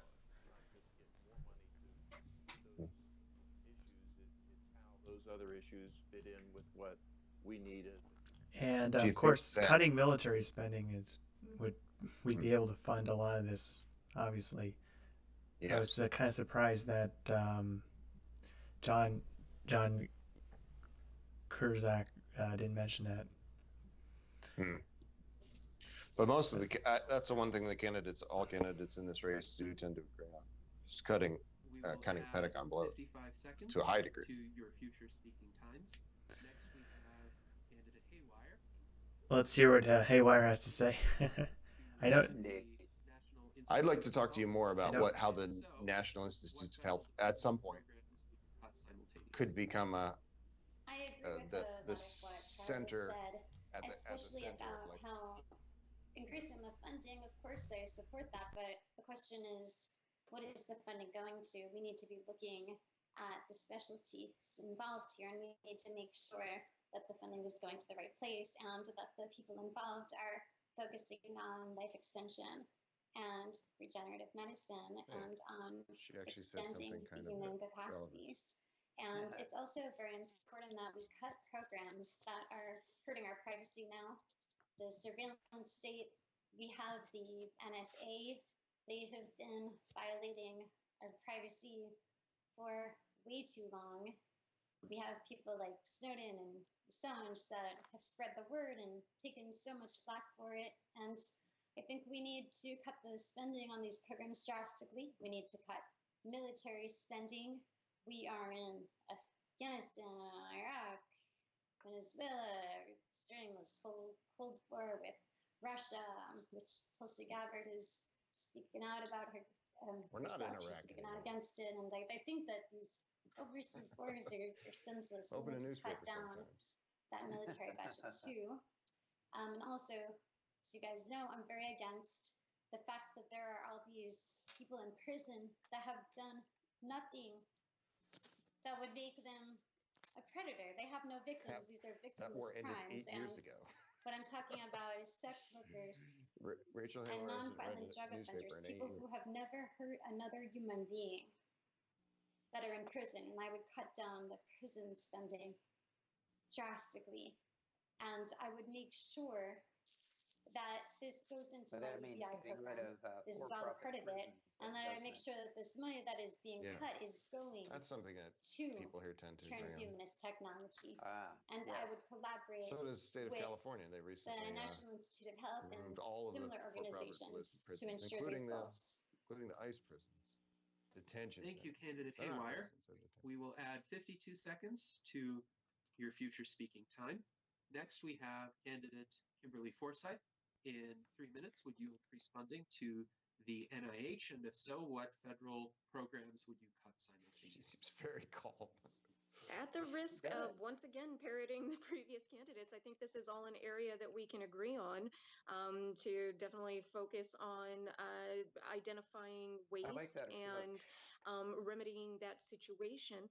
I do believe that healthcare in all of its forms is extremely important, and it is a focus that we should have in order to overall protect the nation. I mean, it really is a national Do you think there are other security neurodegenerative concerns, Dan threat Elton, that should be to better funded have besides people, Alzheimer's? most of our population being completely unable to do a lot of things because of so many health issues. So yes, it is important. Like Charles said, I did not take the time to research that portion of the budget. If you actually look at the United States budget, it's a lot to go into, and I think again this is something that any of us would need to a lot more than 3 minutes to really focus on. But overall, I agree with them that yeah, let's look into it, let's identify waste and remedy that situation. Thank you, candidate Forsyth. We will add 105 minutes to your future speaking times. And then finally, for question 7, candidate Harris, would you increase funding to the NIH? And if so, what federal programs would you cut simultaneously?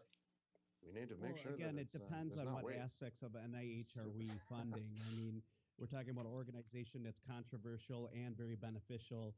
Obviously, on things like there's over 200 different experiments going on with maybe fetal tissue and animals and things like that. Those are things that we need to have an ethical debate about. Otherwise, things like nanotech, cures, great aspects of other natural cures and synthetic through DNA printing, which is a big thing I know in the medical industry right now. I think that there's a lot of great things that we can test through NIH, and I think that money should be restricted based on some bad decisions, but it also shows you the problem of the incestuous relationship between corporations, lobbyism, and government.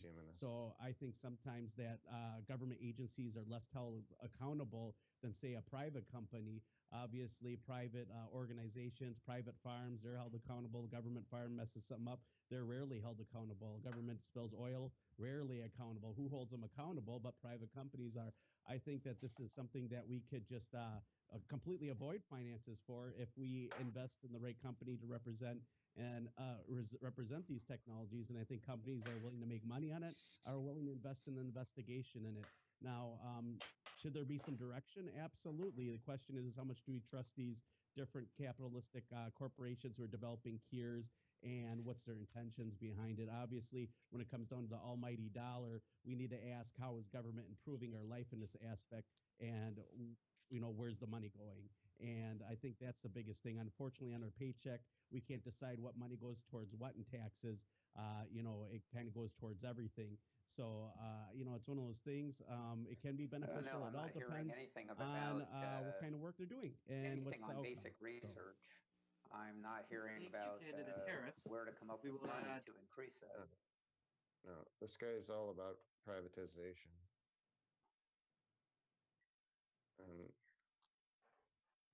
it's not where the country's going. If we put somebody like Harris in this seat, like, this party is just going to be a historical and this is afterthought, a good because opportunity the for country is you going in to the exact elaborate opposite your direction. stances on a universal basic income, whatever those stances may be. Candidate John Carrots, you have the floor for 3 minutes. Well, again, I said where I'd like to take my funding from, of course. Since I'm environmental, I'd like to take it from taxing fossil fuels. But I feel that right now we have a welfare system, we have a social security system, and I know I myself am getting ready for retirement. It scares me that they might get rid of social security, but yet I think our welfare system and our social security system are the two systems we have to revamp and relook at, how we're utilizing the money and how it's going to people. And that whole system should be revamped into a UBI.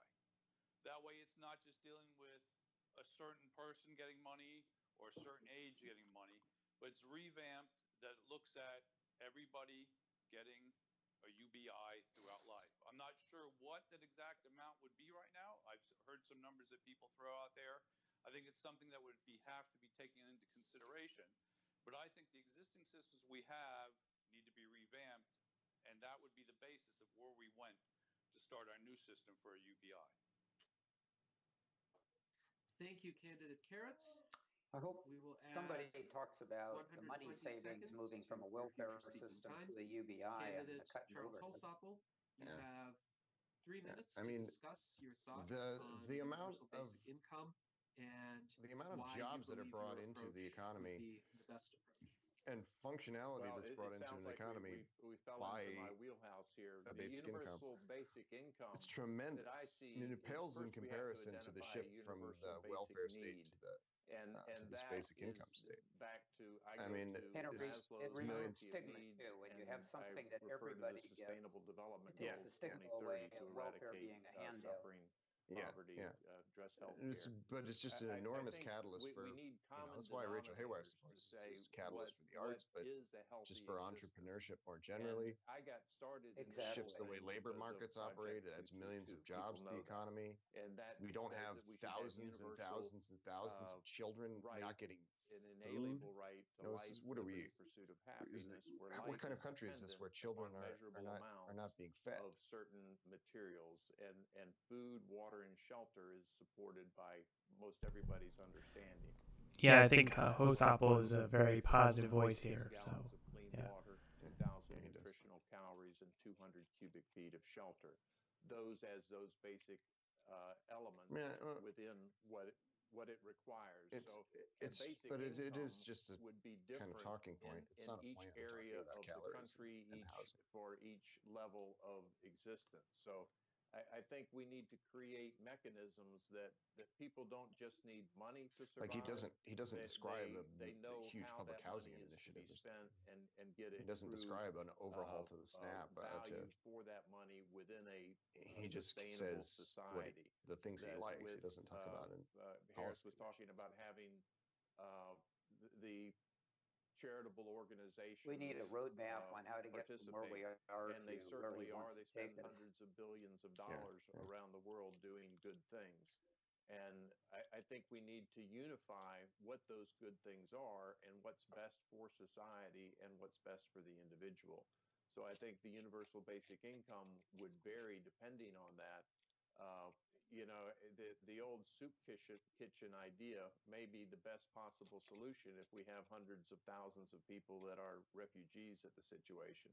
We need to, or tens of thousands within a natural disaster. California also has we need just to identify changed what those basic human needs are, renter and the best way protections to in a pretty provide significant for way that those, would tend to where those serve members as cannot remain on government subsidies, but the whole become, country is moving with in their this hopes direction. and dreams, become Guys like contributing Kristen members Harris back to and John society. Shadkey are just going to be cranks, Thank you, you know, candidate Holsopple. We will in a add few years. 20 There's not going to be any seconds people like this to left. your future speaking times.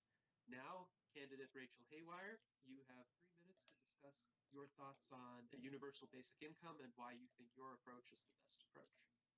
Well, I think a lot of people watching this might know that I came up with my UBI idea at an Andrew Yang rally in San Francisco after meeting Andrew myself. And I was really happy that he was bringing UBI to the table as a politician, but I remember thinking just $1,000, it's not enough for people to live on. And that's when I decided to double it. And I decided that I wanted to give everybody $2,000 a month. And then I began thinking, that's true. What do I not like about society?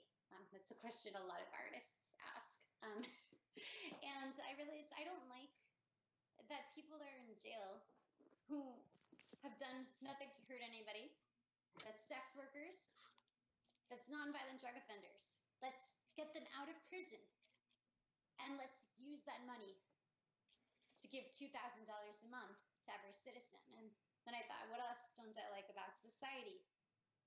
I don't like that we're being spied on.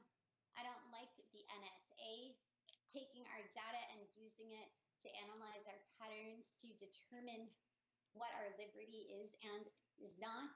I don't like what the CIA is doing with their Cold War behavior. Let's take money from these organizations. Let's use that to give everybody $2,000 a month.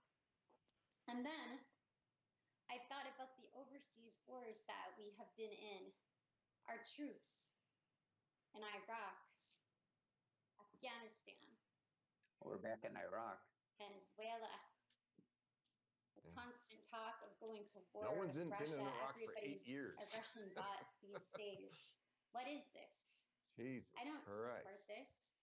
We should be bringing our troops home, back to America. Let's take the money There's still that's going to concerns, but overseas come on. wars. To overseas wars, let's take that money and give everybody $2,000 a month. And that's where I came up with my UBI. And I believe that my UBI is the best approach in the party because a lot of people have issues with these organizations that I'm relocating funds from. A lot of people feel this way. We've been feeling this way for a while, and it's time to do something about it. And when you're solving a problem, Why is she getting upset? which I believe my UBI is solving several of, we're not just solving a problem, we are creating a new solution at the same time. We are creating a UBI proposal through solving a problem. We are creating an entirely new form of UBI, and that UBI is my $2,000 a month for every American citizen. Thank you, candidate Haywire. You were right on time with that response. So now we proceed to candidate Kimberly Forsyth. What are your thoughts about a universal basic income, and why is your approach the best approach? Well, I do believe that universal basic income is very important. However, I believe that it's actually just a bit of a band-aid. The biggest reason that this is coming into the political conversation right now is because of automation, job loss through automation. What I believe is more important is that we strive to create a better safety net for the people that doesn't just include a monetary compensation. And through this, I believe that building vertical farms such as aquaponics, aeroponics, hydroponics, all of these different types of farms, and finding ways to work around keeping people in homes. When it comes to all of this job loss and loss of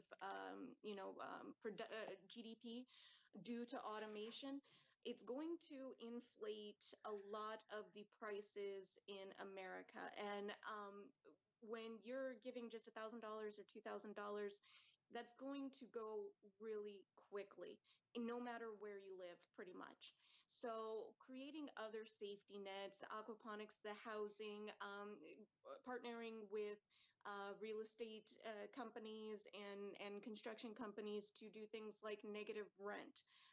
I do believe that these things are going to be a lot more important in the long run to creating an infrastructure that is truly going to help Americans and likely the rest of the world survive through the automation process and not turn us into some type of dystopian, sci-fi movie that we see all the time, where this mega rich elite is sitting there up on top of the clouds, and the rest of us are down here squabbling over just little scraps of meat. So we need to go far, far beyond a UBI. Thank you, Candidate Forsyth. We will add 63 seconds to your future speaking times. Next, we have candidate Kristan Harris. What are your thoughts on a universal basic income, and why is your approach the best approach? Well, I think that the first question I got to ask everyone else on this panel is, where are we going to come up with the money? We're $22.5 trillion in debt. You can't just make this up. It's not going to go away either. When we run out of money, something's going to have to change, and there's going to be some kind of restoration or change in society. It's not going to just fix itself. The debt calculator keeps going up day by day, and there's no way we're making any kind of headway in paying off the state debt. So we're going to pay everyone $2,000 on top of that. I don't think that's a very realistic goal. However, I do believe that a UBI can be accomplished, but I think that before we try that, I think that we should try what our forefathers believed, and that was getting rid of the income tax. I think that we can start there. People who work, they get the discount. It inspires people to work. If you have a UBI, what kind of people are you going to have coming into this country? Are we going to have people that just want to have $2,000 for UBI, or are we going to have innovative, bright minds in the best? These are kind of ethical conversations we need to have. I think that there's room for everyone. But at the same point, I think that the best option, and that would attract people, is if we can get rid of the income tax, which is completely constitutional. And then we need to work on things like taxes on big corporations and capitalism per se. I think that's how our founding fathers originally intended it, that they would the taxation from the prosperity of business would pay for everything, and that we wouldn't have to be slaves to government. Essentially, when you're paying things and you're getting UBI, does UBI work? Do you get UBI if you don't have designer baby? Maybe you want to have a baby the old-fashioned way. Maybe your old-fashioned baby is considered a threat because designer baby gets sick based on having a child old-fashioned way. These are all different kind of conversations that we need to be had. What's the standard then? If I don't want to vaccinate my kids, do I still get UBI? What are the qualifiers? And when it comes to government, it's one of those things. It's like socialism. It sounds great. You're 18, you move out on your own, you fail, you go home, you live with your parents. TV's free, electric's free, rent's free, but it all sounds great until you have that hot girl or that hot date or hot significant other, and you have 11 o'clock curfew and they want to hang out at 10 o'clock. Then all of a sudden you got to live by the rules that they give you. I think liberty and freedom is the best way. I agree with Haywire on a lot of this conversation here when it comes to things like UBI, the ability to take care of people. But when it comes to UBI, I completely disagree with everyone. Repeal the income tax, give money to the people who are working, inspire people to get jobs. And I don't think automation is the end of jobs at all. I think it's just a new growth and a new beginning. I think that's just one of those fallacies and fear factors that's used to kind of get people to believe a certain way. I think there's plenty of opportunity for growth in business in automation. Thank you, Candidate Harris. We will add 4 seconds to your future speaking times. And now, thank you to all of you for your answers to question number 8, we will move to question number 9, and here we move into the area of foreign policy. Member Thomas James O'Carroll notes that Donald Trump recently announced that he would create a new branch of the military named the Space Force. The question is, can one nation actively declare sole dominion of space with military force, or should military deployment in space be an international endeavor, and is it even necessary? Candidate John Carrots, you have 3 minutes. I actually support the Space Force, although I think it's for a reason that I wouldn't like it to be. I would rather we were going out into space as everybody cooperating with each other. I very much believe in a global society and global commerce, but I am very happy that we have something that is pushing man to space. I believe the Space Force is a form of tribalism. It's a tribalism of the United States wanting to be in space so we can watch what the other countries are doing. I believe that the other countries are going to move out into space also then to better watch what we're doing. So I don't agree with the reasoning of why we're doing it, but I agree with the fact that we're trying to move out into space. But I think it's definitely a show of tribalism. The United States wants to be in space, wants to be able to watch the other countries. Then we're going to have the other countries want to do the exact same thing. I applaud us moving into space. Again, do I like the reasoning of why we're doing it? No. I wish we were doing it for research and doing it for betterment of man, doing it for resources.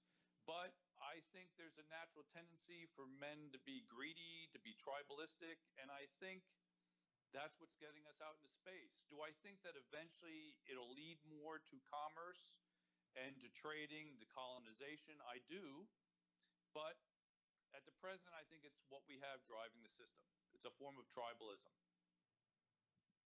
Thank you, Candidate Carrots.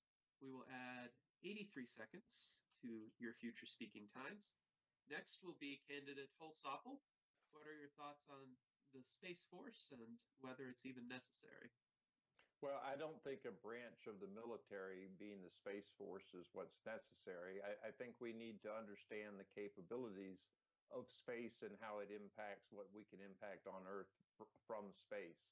But I think space exploration is best as a endeavor of humanity, and it has been up to now, where we have cooperations between governments that have differences on Earth. But when we get up to space, I think we realize just by nature of looking back on the planet that it is a fragile environment that we live in. And we may need to go into space to get resources and materials in future generations, in 100 years or in 200 years. So I think space is an opportunity to express unity among nations and be the highest and most principled interactions that we have. It's space, as I say, I think it's a place for unity and not division. The military is certainly going to have their presence in space, whether we think they do or not. I'm sure that Elon Musk is a wonderful one to have this conversation with more than me. And again, I would go to experts and see what's actually in space, what capabilities are there. I think to really have this conversation, a security clearance to the highest level would be necessary to see what's actually out there. And as president, that would be something that would be a priority of mine, is to look into the national security conditions and the exploration of science that we know as a government. Right now, it's a lot of what we know is hidden from the people, and I think that current administration is adding to that tamping down of information so that we as people can make critical decisions. And with the information that we've got, with the data that we have, we can create real scenarios that I think would be to a better use of our resources if we all understood what challenges we had, both here on Earth first, and then what opportunities we had in space. Thank you, candidate Holsopple. We will add 10 seconds to your future speaking times. Next, we have candidate Haywire. What are your thoughts on the Space Force and whether it is necessary? I support it. I think a few of the previous candidates have given answers that pay lip service to globalism, and John was very negative about tribalism. There's been a lot of talk about tribalism in this debate. Tribalism can be really positive, as I said earlier in the Facebook group. Let a million subcultures bloom, and let a million subcultures bloom into outer space. When Elon Musk, who Charles just mentioned, started his work on SpaceX, suddenly we were landing on Mars, and we have people all over that know that we Americans landed on Mars, that we Americans are explorers. We are explorers of outer space. We are a nation of explorers founded on going beyond, like my campaign, going beyond. We are transhumanists. We are about going beyond, and outer space is about going on. So can one nation declare sole domination on space? No, space declares domination on space because space is space. I mean, space dominates being space. Space is beyond any of us. Space is beyond all nations. But let's not turn this into a kumbaya, all nations get together and form a space orgy thing, because that's not what this is about. This is about Donald Trump's space program, and that's here in America. Thank you, candidate Haywire. We will add 90 seconds to your future speaking times. Next, we have candidate Forsyth. What are your thoughts on the Space Force and whether it is necessary? Well, it's important to remember that back in 1967, we actually created the International Space Treaty, where we all agreed, well, not all, but I believe it's up to 109 countries or something like that, have ratified and agreed that they would not do things such as placing lasers on the moon, lasers that are capable of destroying cities and things like that. So we already have some infrastructure in place, international infrastructure in place to prevent all-out war in space. Now, that doesn't mean it's just a treaty. So that doesn't mean that some of the global There's a space pretty cool powers article won't that's similar to the actually ones break that that I treaty worked and on go after it. However, Donald Trump is not the first one to create with that Russian team. a department that deals with space. And I'm like I said, I'm kind of tired right now. It's 5 a.m. I forget off the top of my head what the department was Just called, and I describing do believe that it a was lower cost disbanded space elevator. and somehow incorporated Nice. into another department. So it's not like it's a brand new thing. I do believe that it is important, but I do believe that it should be on an international and global scale, that we begin to expand out into space, make sure that there won't be any threats from, let's say, a satellite that has a laser mounted on it that's going to, blow up New York City. It is important that we hold these countries accountable for any type of space crime that they, might try to or actually achieve. But going forward, it will be even more important that we have, as we go out and begin to colonize the moon or mine asteroids and things like that. Those space pirates out there, we have to be definitely wary of them. So there you go. That's my stance on that. Yeah. The only Thank part of this you, discussion should be Forsyth. about industrialization. We'll add The 63 idea of seconds defending to your space future speaking is pretty times. dumb. And then finally, on this question of the Space Force It's and like whether it is necessary, candidate Harris, you have it's like 3 we should have minutes. accords on autonomous robots. I guess we we're should really have the policemen accords of the on not world. having Why not doomsday space weapons to of any already kind put red and blue with lights other on those countries. things It's and not that hard to do. fly around? But in all seriousness, The U.S. is the I one think that who having a always space forces army these might be a things little bit more off the imperative than a lot table. of people understand. A personal friend of mine, Chase Klutchka, is a former master instructor, master trainer of the Department of Defense. She specialized in dealing with UFO cases that were sent to her from the government. And so there's absolutely UFOs. something going on out there. We don't know whether it's other governments or it could be There we go. intergalactic. Who knows? Little green man. There's definitely something going on out there. I'm not That's quite why sure we have a what. green I'm not fully bought background. into everything Yeah. without evidence. But I think that the disclosure hearings. He in should really 2017 interview had some Verlin, interesting man. things They're like a to match say made in about heaven. what's going on. To just do that And I think that's something from that now to Kingdom Come. I think there's a lot of things behind the scenes that we just might not know. I think it's pretty impressive when we take a look at space. You can look in any direction outside of your house at night. Like Kim, it's 5 o'clock in the morning and she goes out, there's trillions of stars. The odds that there's life even more intelligent than what we have on this planet out there is very likely mathematically. In fact, mathematically, So it's a we lot need more a space certain force that this because of planet was aliens? colonized Is that than, what let's I'm say, hearing? we came from a Apparently sludge so. from laying on the rocks of billions of years Seems- or Wanted millions to of check years that. or whatever.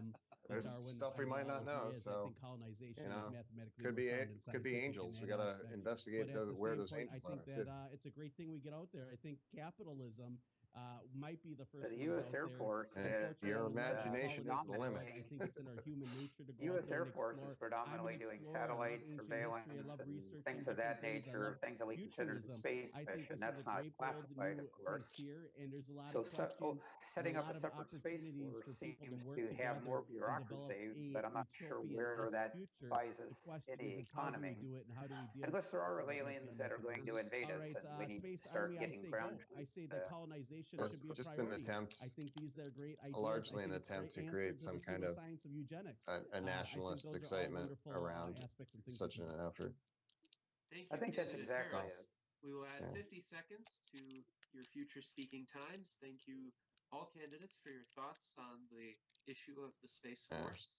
Next, we will proceed to another question by Mr. O'Carroll. Moonshot. Notes Everybody that loves Donald the Trump moonshot. has become the first U.S. president to step across the South and North Korean border. Some say he is mending rifts, while others say he is failing at keeping peace in specific regions of the world.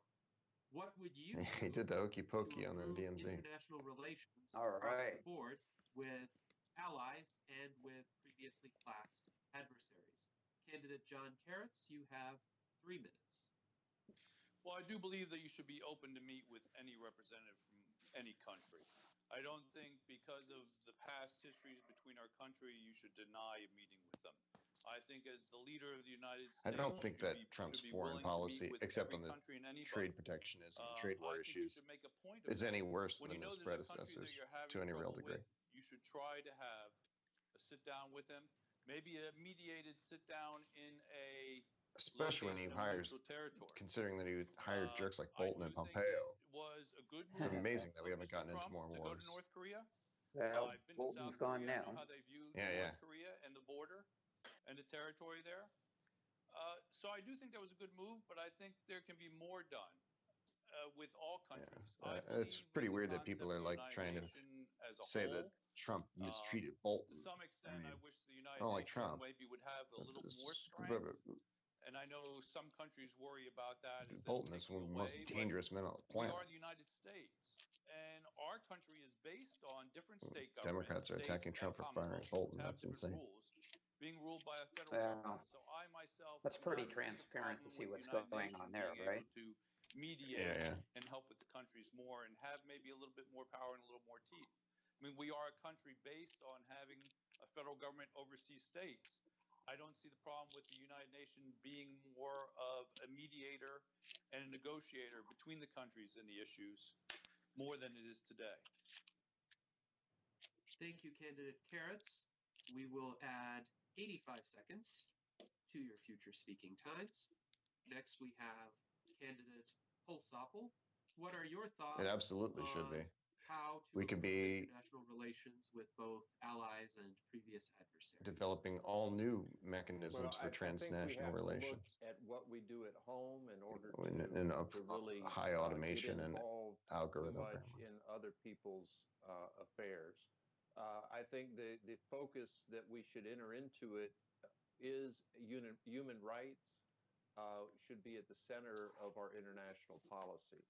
So if and we need, in order to define what human rights The last line are, of question again, 10 go I'd back like to to the see more platform of. What would you my do to improve policy, that international people would relations? have Underlining, dignified what would you access do? to I'm food, hearing a lot water, of and things that shelter. should happen, So but I'm not if that hearing nation an answer Right. to the what had would you do. that as an agreement, that What's the that actual leader policy?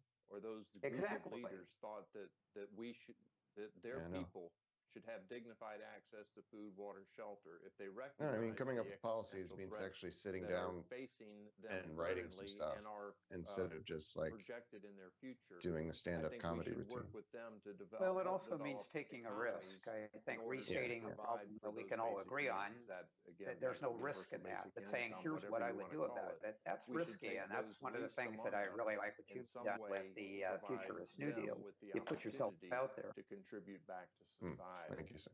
So meeting with leaders around the world, I think is imperative. Well, it's a in thing. order to Our solve flailing middle class the bigger isn't going to issues be that able we to have make it to outside of life our extension borders, without which measures of this is kind. the So health and of the planet and the well-being of it's both the human calculated risk species that we and have to all be other willing to take. species on the planet. I So mean, yeah, people That's will I right. think obviously dialogue survive, but would be a great way to start, but it has to not be enough. informed and it has to be firm, and we have to instill our values, maintain our values and our morals as we do that. It can't be just for a financial economic gain, which I think a lot of the current administration is looking at how we can increase our balance sheet and increase our domestic product. And I think we need to redefine what our domestic product is and how we interact with other nations. Thank you, candidate Holsopple. We will add 45 seconds to your subsequent speaking times. We move now to candidate Rachel Haywire. What are your thoughts on improving international relations, both with allies and previous adversaries? Well, I want to start by disagreeing with the previous two candidates. I'm a bit of a contrarian. I think UN involvement, that's just too much. Like, let's figure this out ourselves. And what John said, I don't think that that's the right solution. What we need is for leaders to come together in a way that is not some utopian peace Is treaty, she saying that but that is that based having the on UN a shared involved initiative is that increases the not the GDP. way to go? Did I hear that? Yeah, It's she doesn't okay like if the it's UN. about money. Money shouldn't Can't be a trust these taboo. guys. They're all Illuminati. What if it's about increasing the GDP? I see. When I came up with my idea Maybe for they're in the Haywire collusion with the Transgression space Initiative, aliens we heard about the idea earlier. was to meet Yeah, with yeah. world leaders of That's pretty all much the story. persuasions, of all views, Sure, of all Harris types of is going to leadership, uncover it all. and to have them assist us in funding the transgressive arts for the purpose of funding visionary technology, merging art and technology together to increase the economic viability of our technology, to have peaceful relationships and negotiations with leaders all over the world. And I believe that all of these world leaders, regardless of what their opinion, regardless of what their views are, can agree that increasing production for their nation is good. And that production can be So I'm wondering what increased she by means by leaders funding all over the the Haywire world if she's Transgression dissing the Initiative, United which would Nations. increase funding Are to the we arts, talking which would about increase non-elected funding to leaders? Where are these technology, leaders coming and to from? transhumanism. This Right. would be a win-win for all of these nations. We would all We win. have to get rid of the And that United is what I Nations, which think is we want dangerous, to and do. replace it with I another think United that we want Nations. to win. That is something all leaders have in common. Thank you, candidate Haywire. We will add 60 seconds to your future speaking times. We move now to candidate Forsyth. In 3 minutes, what would you do to improve international relations, both allies and previous adversaries? Well, It's like complaining about the John Fed. that it should be a It just ignores completely the actual roles of these. to meet with and talk with as many not only allies but adversaries Hello. as well and try to find common ground. Hey, so I guess we're gonna be waiting here. This is our little waiting room. Oh, okay. Hello. Yeah. Are we Hello, is that you? Is this is Dan Elton. Is this for Oh, the hey Dan. is this for the post game show? This is. All right, let me. I guess it is. Cool. Let me cut out. Let me see what Ben Zion wants to do here. Just give me a second. Mm-hmm. Some nations despise us. I mean, being an American, we can live in our own little bubble and thinking that we are the greatest nation on earth. But when you travel outside and you speak to other people from other countries, and they tell you, what it is that America has done to their country, or what they perceive it to have done, there is definitely some cause for concern there, and things that we need to address.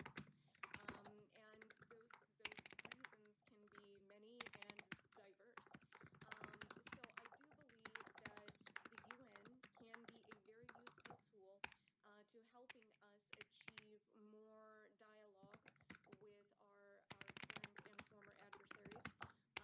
But like when it came to Trump meeting with Putin and North Korea, I mean, on one hand, I congratulate him. I really do. That's nice typing ASMR right there. To be honest. But it's not, as long as it's not in So he he's not meeting with them in a way that is going to either undermine I'm just gonna grab some the water. United States or Honestly, undermine maybe if there's time, I'm gonna other grab some countries. chamomile tea. Being there and talking I'm with gonna bring them, my there phone with there me. should be So nothing Jules, wrong with just let that. me know, okay? So overall, I do Gonna believe start that no crack-a-lacking. matter what, we should strive to find common ground and find ways that we can help these other Am I countries. back in? I know a lot of us have heard about the term economic assistance. Hey guys, it's Dan here. Sorry. Can you guys hear me? I can hear you, Dan. Yeah. So what's happening is that they're already preparing for the post game show, and Oh. so Ben Zion, did you want to participate in the post game? Sorry, the post debate show. Yeah, I told Steele I would. Okay, I think we're gonna have to kill our live stream soon. Okay. Is So that we can go right into that? Is that okay? Yeah, and we can do another recap kind of thing later. Are these Jules and Lev still doing it? Yeah. Okay. Do you know who else is going to be on it? Well, they have me in the chat group. Okay. On Skype for it. Okay, sounds good. Yeah, let's do it. All right. So we're gonna sign thank off. you guys. Yeah, we're gonna sign off. Sorry, this was a little disorganized, but it was an interesting experiment. So. Oh yeah, it really was. Thank you for what you did. All right. Cool. It's cool. I'm glad gonna we did it.